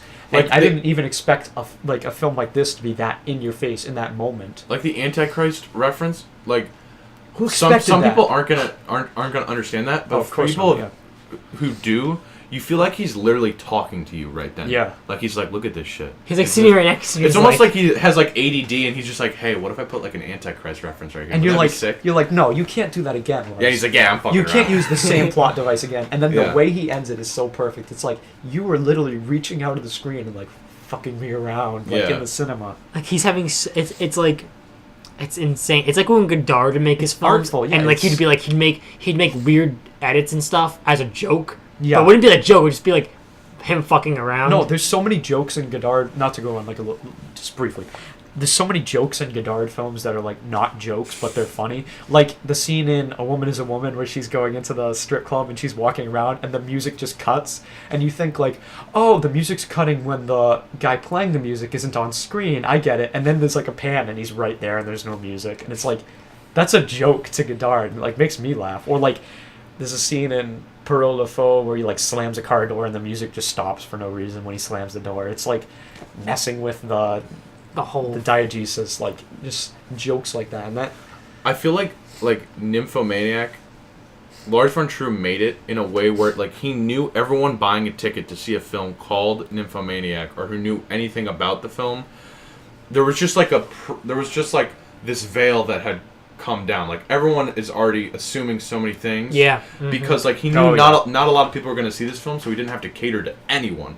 So he just kind of cut the bullshit, and it's almost like the audience is in that you know sex addict thing. Like we're all just being completely honest. We're like oh okay ready like okay yeah. And I think he knows gruesome stuff. I think he knows that people that kind of know his work are like, oh, Lars von Trier's making like a movie about sex addiction. It's 4 hours long. It's 4 hours. It's gotta be like really pornographic or like you've seen all and all the publicity that came out about the use of like porn star genitals. Yeah, and so and the whole Shia LaBeouf stuff of him like retiring or whatever. Going into that and with the posters that were like fucking great. I love those posters. Like I love how even people that aren't seen having sex in the film are having orgasms because it's talking really about like smart, this is the essence of each of these characters. Speaking of one character we never even mentioned, fucking Uma Thurman in this movie. Oh yeah, has an amazing. Do you guys like her in that? Oh yeah, she was great. Incredible. And I realized halfway through it was her. One of the best performances. I knew she was going to be in the film, but when I was just I was great. just so engaged by this film. I was so like lost in it that I wasn't even like thinking. Like, in that scene actors, when the second boyfriend shows the young kid, it's like you're like, oh, you just walked into a shitstorm. She's really like funny in that scene, but in like a very off-putting way. Oh, she's just like that's pretty much sums up that whole. She's first just part. taking digs at her ex-husband. Oh, and because you can't tell if she's gonna like make a scene, but like she obviously is going. She's like, "Where's the whoring bed? Like, where's?" Yeah, like that was hilarious. And like how Von Trier like just kind of like cuts to the kids, and it's like, oh, the kids are trying to understand it, but you kind of can see like in just how long he holds on the shots of the kids. Sometimes he's showing like these kids are gonna have a fucked up like child. Yeah, right now. it's like this he's kind like of a guy. You kind of see the victims right now. Like the way that scene ends, it's like kind of funny, and then it ends with her like doing that primal scream. That's really just off-putting. The scream was like It's it's just like blood it's just curdling. like it's like not a scream or like a angry yell. It's just like a like the sound of an It animal dying. Yeah. And like the way it ends, how it ends that way, that sort of comedic scene ends that way. It's kind of like Lars von Trier is like one of those guys who like makes a joke about like war or something, and then he's Or like being a Nazi. or like something like that. But then once the laughter subsides, he's like, yeah, but the Holocaust was very bad. Yeah. And you're like, oh yeah, you're right. So he kind of like he's able to do these very strange things and touch on these topics. Yeah. But he always brings it back to the reality of it. The film. Yeah, because he's just like a depressed motherfucker. He's always going to bring it back to the harsh, morbid reality of it. He's kind of life in the party and the party pooper at the same time. Yeah, like... But I mean, we were talking about, like, expecting the worst going into this. I think it was pretty restrained, actually. Like, no, that's what I was saying. I think he was and definitely... kind of beautiful in some moments. Yeah, I don't think Absolutely. this... Like, that's what I was saying at first when you guys were all saying, oh, it's so gruesome. So, like, I don't see this... Like, this is a film that you go into expecting There's it to be gruesome. Oh, I'm going to be towards grossed the out. I'm end going to be of volume disturbed. 1 But it's just of beautiful. the three chords of the organ. Oh, my God, yes. Master the three Yeah, that was men. a really And you have the cool one scene. man that just cares for her, the one man that's the animal that's about him, and Shia LaBeouf in that point in the film. That's that kind of mesh of the two. Another scene and the that... tragedy of that, the fact that she's used men all her life for her own gain as a nymphomaniac, and the first time when it's love and she feels like she can have something, she's deprived of an orgasm. Yeah. I think, like, that scene, like, really shows you that this film is, it's about sex, but, like, it's not, like, about sex. No. Yeah. It's about that. These three different things divided, and this one character is thrown between them. These different ways of thinking, these different mentalities, and it's extremely intellectual. It's so smart. Yeah. How do you be true? How do you be true to your own nature when you feel yourself, your physical self, tugged in all these different ways? It's just I love it so much because it does not give anything to the obvious dissenting opinion. Like, people are obviously going to be against the explicit nature of this film, but it still doesn't throw that audience a bone at all. There's no if there's a shot, there's no like off-screen sex, any of that bullshit. It's like it goes full on. And the another thing about fucking with the expectations is the part where they do that organ thing. You see the third of the screen filled up, and then it cuts to like the next segment where it talks about the guy who's like a cat, and you're like, oh, we're gonna see each part of this, and it's just like the way it just gets you excited because you know what's like coming. Like the whole film, she's beaten up and she was found in an alleyway. That gives you something narratively to look forward to, or just you want to find out, or to find connections. Yeah, you know, and you're like halfway through part 2, and you're like, you still don't really know why she's there. So it's this constant engaging way of just teasing you with expectations, and you just don't know what's going to happen. Also, just because his reputation precedes him. Do you want to talk a little bit about like how the film's organized between Volume 1 and Volume 2? I think it's something interesting. I mean, I thought that was like going in. I expected it was going to be. We haven't even talked about the performances, how it's like shot. Really, we haven't talked about so much the scene with her and Jamie Bell when with the fetish stuff. Yeah, which I think is brilliant. Not only in the way it's done, the way she comes into that office, and you just like you have no idea what she's doing. And he's like, come back Thursday, or like you shouldn't be here. And the lady comes in with the lacerations on her legs. We were watching it in our room on iTunes. When she's tied down and Jamie Bell pulls out a scissor and she goes near her, we're like, okay, no, wait, stop. Oh, I seriously thought I was going to freak out. See, like, that flew over my head. I thought, oh, he's going to cut off the underwear. It's the same exact... He pulled out scissors. The same exact scissors from Antichrist. I was like, no, I don't want to see Charlotte Gainsborough next to a pair of scissors ever again. For some reason, that didn't give me That was almost like... chills. That whole sequence with that and the baby thing happening is almost like, in terms of the Depression trilogy, this call back to Antichrist. And it's telling you, for those who have seen Antichrist, this is a film that is also about that guilt and that shame. Yeah, she's leaving her child. That's why she goes to see him, because the only way she can get off now is through being beaten because she feels so guilty. Also, seeing this film, I have to revisit Antichrist when I go home. I'm going to have to watch it again because you make these... you try to understand the opinion, or maybe not the opinion, but the mindset Lars von Trier had during that film or what he's going for in that film. In Antichrist? And it's just so I now realize my interpretation of Antichrist is so much more simpler than it's very simple in compare. It's like there's way more to Antichrist than I thought previously after seeing Nymphomaniac. Because Antichrist is very simplistic in comparison to this film. It's got much fewer characters. Of course, but it's also a genre movie. But it's also like the whole way that people were thinking Antichrist was like misogynistic and things like that. Like, this movie, Nymphomaniac, is one of the most, I think, unbiased in terms of gender. The assumptions people have about gender. You could draw different, gender positions onto this. One of them is not misogyny. You cannot say this film is misogynistic. That is just to miss what is happening in this film. This is honestly sex in its purest, most unbiased form. But I think you could draw a feminist approach to this film. You could, if you wanted to. But I think Joe is a very sturdy, like, rough around the edges, independent, intelligent character. She's very intelligent. As she well should be. And Lars von Trier is very good at that. And that's part of this film, the understanding that she's intelligent, but deep down in her gut, all she wants to do is just resort to this animalism, and it's that guilt that's holding her back from enjoying just the way she is as a human being. This film does not stigmatize a single demographic whatsoever. Even Stellan Skarsgård. Even though he has the kind of the harshest he's a very depiction, sympathetic character. Even though he's a goofball, he's naive. But I mean, like, the ending and makes him... And at the end, he's, a bit it's kind of like his ambiguity in terms of morality is kind of delivered in a very, like, abrupt way. Like, saying... Like, because throughout the film, you see all the characters' positives and negatives. Mm-hmm. Whereas with Stellan Skarsgård... With...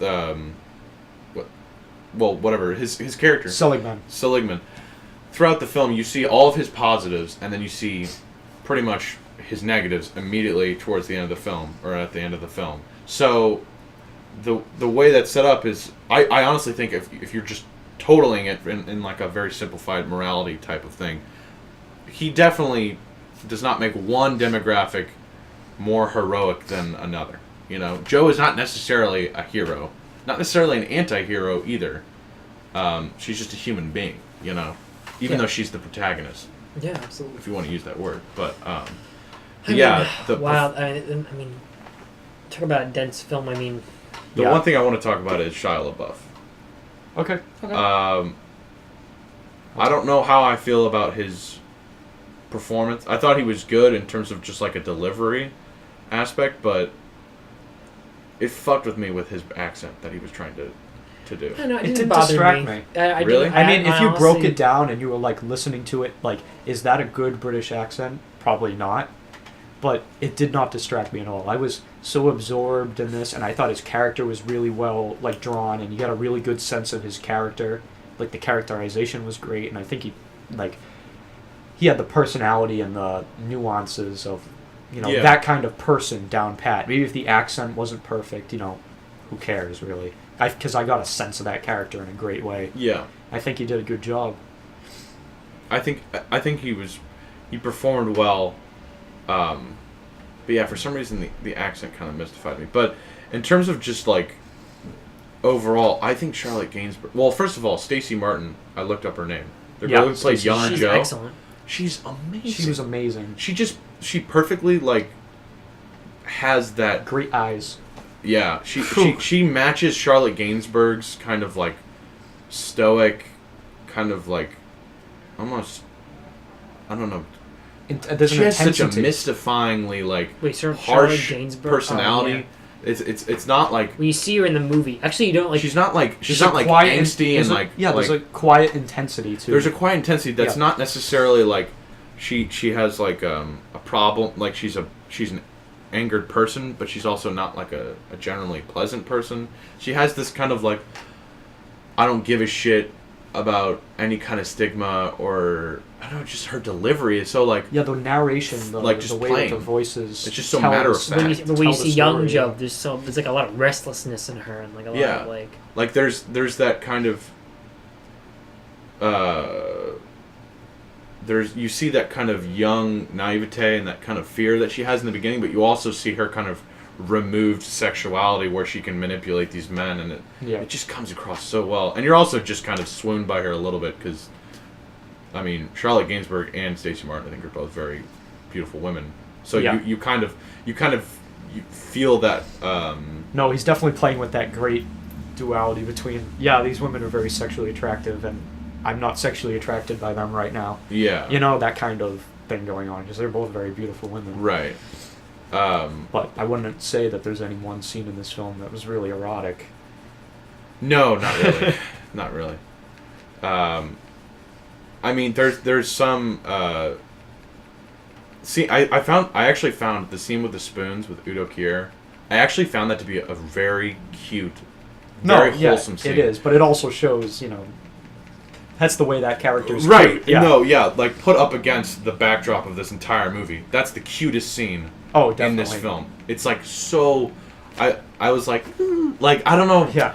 But it's like, if that was in like a modern like romance film, it'd be the You'd weirdest say shit. this is so gratuitous. This is so stupid. Like that's a movie 43 type thing. Like yeah, but it's you like could see a scene like that in movie 43. they're both like laughing because it's like a little cute prank they did, and it's just like, but it's like also fucked up conceptually. That's love for these characters. They're Yeah. so twisted and morbid. Like yeah, it's just It's my incredible. god, it's just hard to. There's so much. Wrap your head There's a around. lot to talk about in this. there's film. so much to talk about. We haven't even talked about the female characters introduced towards the end Yeah. of part 2. We haven't even talked about Oh my that God. at all. I know, like it was like And The Godfather. recall- Like there's whole like Oh, hold- 30-minute sequences where someone's in a completely different Yeah. place. Like it just I it love really films- is a I love life films story. like that. Willem yeah. Dafoe. Willem Dafoe's in it. Yeah. She has the job as the debt collector. Yeah. Oh, the Talking Heads song. Talking Head Oh my song where God, she burns so the great. therapist's You know, car. I get it, but I thought some of those musical choices were a little too on the nose. Maybe that's the point because the whole overt nature of it.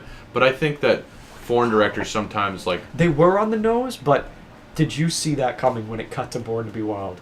no. No, you did not see that coming. I Oh didn't- man, I that was mean- amazing. I thought that was. George and I in the cinema, we were freaking out like little schoolgirls. when I that thought happened. it That was was so definitely funny. cool, but like if the intention was to play an overtly like on the nose song, Really I burning think down burning down the house is over. I think if it's, it was it's on burning a car and it's No. outside of a house. if it was I think if Just it was like- overtly on the nose, it'd be playing like "Burn Baby Burn." If it was overtly on Okay, the nose, yeah, right? You know, but like, I'm just saying like in terms of the like, rest. Talking Heads is a little more of a. The Talking Heads have a swagger to them. But Yeah. burning down the house is like a top number Well, one. no, it's not an song. obscure Yeah, song. maybe- it's a well, yeah, it's a the pop 80s. song. And It's using pop also songs, the yeah. the ending song with the Hey Hey Joe. Oh. That's a little.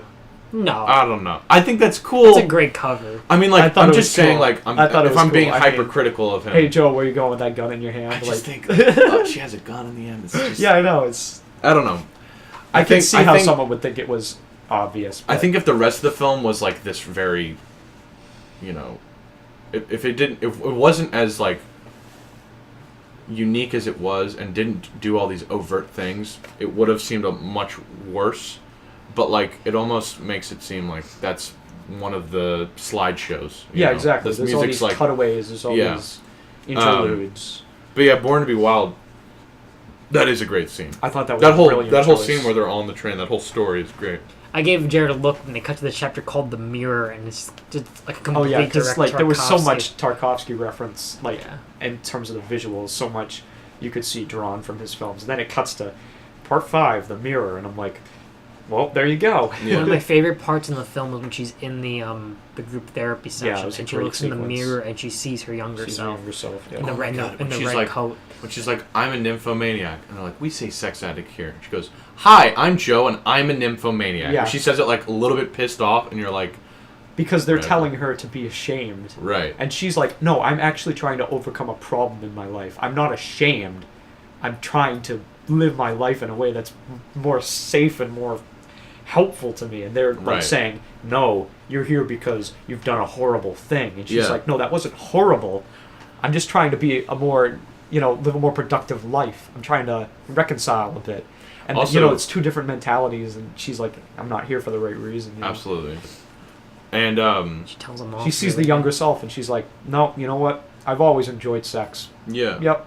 I mean, just this film, it takes it to it takes it all the way, to 11 because it just knows that you're expecting it to go all the way. Like, they use the word cunt very casually because that's the first sentence she says when she's telling the story. Yeah, I discovered my cunt at age 12. What did she say? Age 2. She goes at age 2 when I was 2 years old. I know it cuts to them when they're little girls playing in the bathroom. Yeah, playing the song, playing the music from Eyes Wide Shut.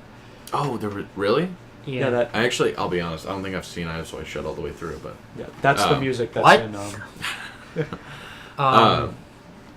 Yeah, I mean, it's obviously gonna stand on its own. It's gonna stand the test of time. But we were saying we think it was one of the best films we might have ever seen. I mean, I'm trying to be a little like not as obsessively not so, fan geeking out about it, but this is immediately one of my favorite films of all time.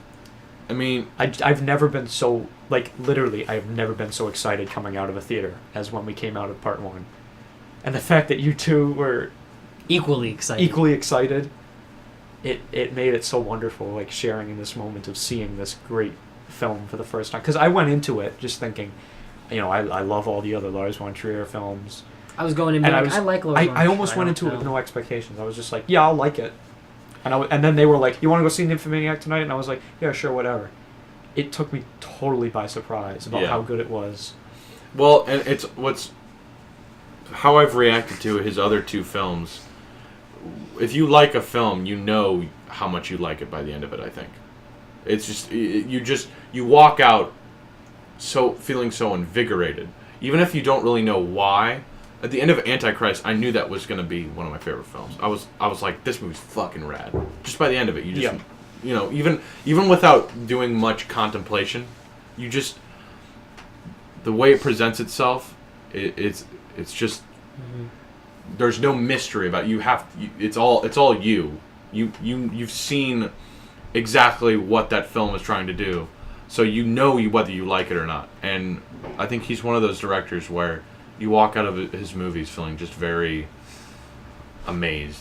Yeah, because they are so divisive. Yeah. If you look up Dogville online, it's a range between 10-star IMDb ratings and 1-star IMDb ratings. It can sweep you away, because it's like when someone just makes a great fucking point. You're just like, fuck yeah! Like, no one says that. Like, that's what his films are like. It's Lars just von Trier films are like that. No one ever says that. I've never thought of that way. Yeah. He takes these very, like, something as broad as he just sex. kind of says, you just, He's kind of just like the guy that, like, he's kind of like the guy in, like, history class or, like, your English class or something that kind of sits in the back. He's kind of a little, he has fuck tattooed on his knuckles, and he's, like, doesn't say a whole lot sometimes.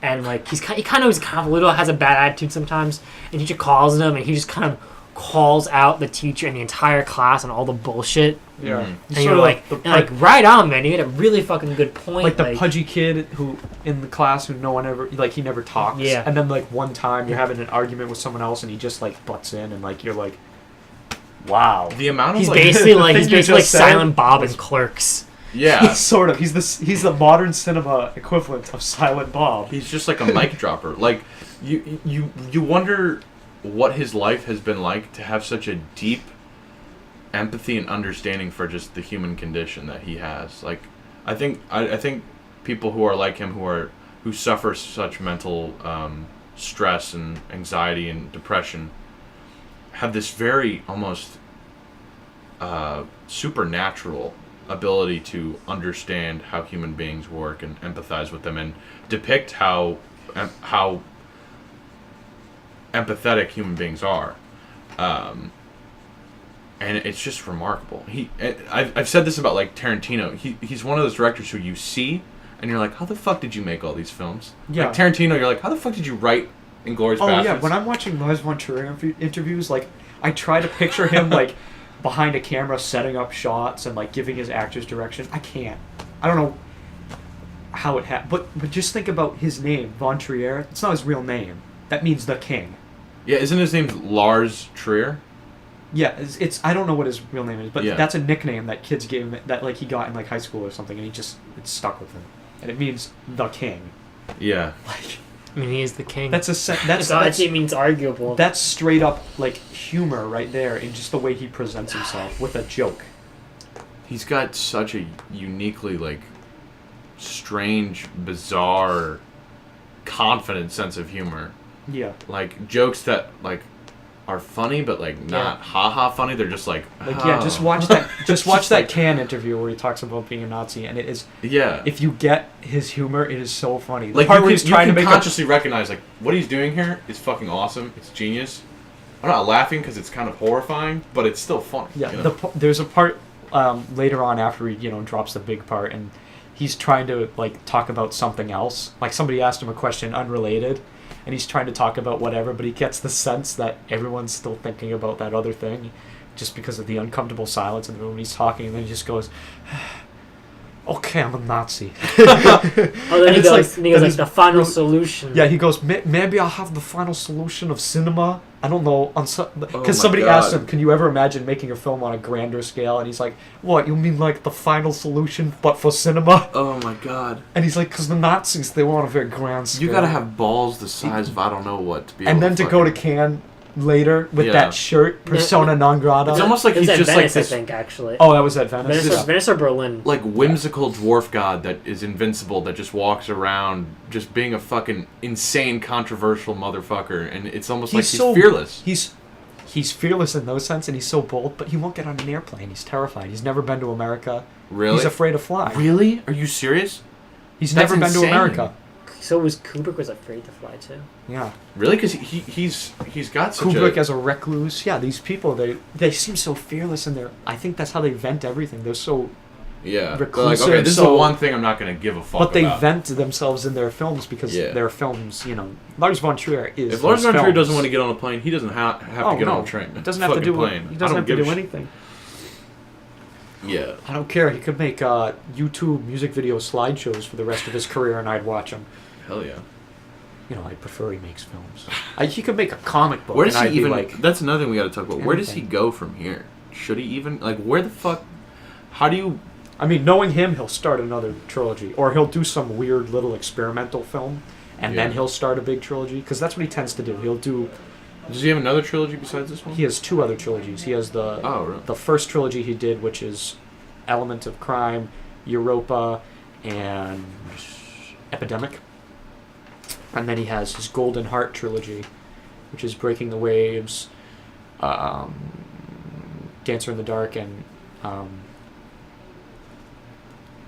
was it like... I can't remember. this is the Golden Heart trilogy. I'm blanking. I've seen it, but I don't know what it is. I can't think of it. He has a comedy, right? It's like and then he has the boss. And then after the Golden Heart trilogy, he made like The Boss of It All, which is this weird dark comedy set in an office where all the cuts are made by a computer. Yeah. So it's like edited in the weirdest way. Huh. I really like that movie, but and a little experiment like that, and then he'll like take up some massive undertaking with the Depression trilogy. So who knows? He might make some weird little experimental movie. I mean, the 3 Next. films in that trilogy his most recent trilogy is like enough. Like he does. My God, yeah. It's amazing that he could even. Yeah. And I don't think he's particularly old. He's in his 40s, right? I mean, He he's might not be in his early 50s. I don't know. early 50s. Yeah. Yeah. I mean, he started making movies in the 80s. I think his first one was 85. Yeah, so he 86. might be a little bit older. So, I mean, that's 30 years ago. Yeah. But he started pretty young because... He made the most expensive Danish student film ever or something. I don't know. Oh, really? He started pretty young. No, his student film was the first one accepted to some Danish film festival or something like that. Oh, really? Yeah. Yeah, everyone, I think, I don't know. I want to say everyone go see this. I'm not going to guarantee everyone will like it. every Lars von Trier film fan. Every Yeah. Lars von Trier fan see this. No, Bob. Yeah. I would say everyone go see it if you're into a kind of movie I wouldn't that's make it your in- first von Trier. Yeah. No, I think starting off, Watch Antichrist or Yeah. Breaking the Waves or one of the other ones. I think Antichrist, especially just so you can, just from a practical standpoint, I mean, if being you able like- to gauge how far he can go. If you like horror films, Antichrist is a good logical starting point. If you're more into character-driven dramas and you're not too much of a horror film guy, watch Breaking the Waves or Dancer in the Dark. If you're a Bjork fan, start with Dancer in the Dark. Yeah. You'll like it. You'll be depressed. Jesus Christ. Do we have anything else we could talk about with this film? I mean, there's we wanna plenty of save other it? things we could talk about, but I mean, we seem to have come to a sort of closure point. Yeah. I mean, it's just pretty fucking brilliant, and I was... Like, what was it like for you getting out of part 1? I know you were saying you didn't say anything in the theater because you knew you were going to be seeing part 2, so you didn't yeah, talk I didn't to want to anyone. like bastardize my like experience by like putting What words was to that, stone. What was that like? I honestly was like, I really want to. Let's just go quickly. Yeah, exactly. So I don't have to like. I don't want any time to like, you know, like ponder and think. I just want to. I want to see. You know, but it was like I said. Like even after seeing part 2, it's still requiring some time for me to fully contemplate everything. Yeah. So after part 1, I was pretty much in like a haze. Like I just felt like holy shit. Like this is a big one. Like that's kind of just how I felt. Yeah. And then I liked Did how they- part they- 1 ended with the Rammstein song though. 'cause they show you like the little clips of part 2 with like Stellan Skarsgård like dissolving Oh into my god, books. the shot of him Yeah, I was spinning like, what around the and fuck? dissolving onto the books. George and I were laughing so well, the first hard shot at of that preview is just a huge vagina. It's just like a vagina. Oh, straight is up. that the first shot of the that? vagina tilting into an eye? That's Oh what the yeah, first yeah, shot it's is. hilarious. It's amazing. That shot of Stellan Skarsgård spinning, superimposed It's over the books, is so funny. It looks like something out of like an old CD-ROM you'd play on Windows 95, like a point-and-click adventure game. It's brilliant. Oh no. Yeah. It's like, where's he going? Into books. Yeah. I don't know, the performances, every performance was great. Even Shia LaBeouf was great. I mean, I like him. I think he was I've never fine. had any I didn't problem have a with him. problem with him in this movie. Yeah, I don't have a problem. It's kind of a strange thought, just anecdotally, that he used to be on the fucking Disney Channel, and now he's in this Yeah. movie. I mean, just think of the way he's transitioned Yeah. compared to, you know... I think of almost Miley every other Cyrus or Disney someone, you know? Channel, like Vanessa Hudgens and Spring Breakers. Yeah.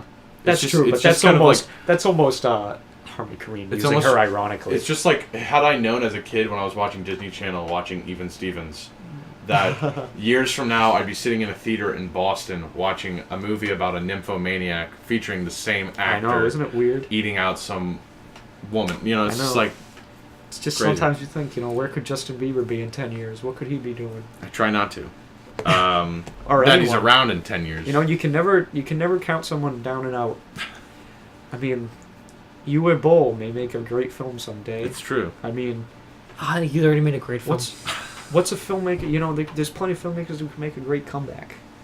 What if Tim Burton made a great comeback? What if he made the next a great like Ed Wood type film? What if he came? What are back? filmmakers that have actually come back? Like in a they've had shitty films. I and thought they, Sam Raimi was going to come back when he made Drag Me to Hell, which was a very much a return to his old roots. I heard that was good. No, it is good. It's a return to his Well, roots. even But it Friedkin's didn't. It kinda wasn't come like an back. explosion. It wasn't like a. Well, Friedkin didn't come back. Friedman came back into the public eye.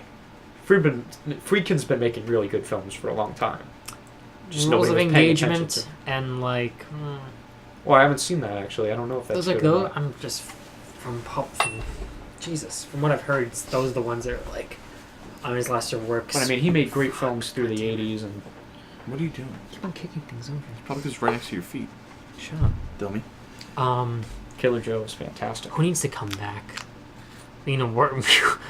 I'd like to see M. Night Shyamalan make a goddamn good movie. I don't really care. Like, I imagine really if like M. Night Shyamalan made a great film, like one of the best films of the next year or I something. don't think he has it in him anymore. Yeah, see, you don't, but maybe he does. Who knows? Frederick Wiseman, come back. Lina Alex Wertmüller, Cox, come come back. back. Cinema needs you. Peter Jackson. I would love Peter Jackson to come back. That'd be cool. James Cameron, come back. Make Yeah. a good movie. I was actually about to say that. Hasn't made a good film since True Lies. I think that just about does it, guys. Yeah? I think so. Robert Zemeckis. Come back. Cinema doesn't need you, but it'd be nice. Actually, you know what? Stay. You know what? Just you should retire. What is it, Zemeckis? Or Zemeckis? I say Robert Zemeckis. That's what I say. Who was it that was saying Zemeckis? Yeah. Wasn't it you? I don't say Robert Zemeckis. I say Robert Zemeckis. No, somebody was saying Robert Zemeckis. I don't know. Someone we know pronounced it Was it Robert Grant? It was Zemeckis. you. recently. Was it Grant? Connor. I don't know. All right, guys. Thanks for listening to Film Fetish. Thanks for listening to the Film Fetish. Oh, and by the way, Connor, that part where we praise you to the high heavens, you can skip that part. Like I said, just remember. Oh, okay.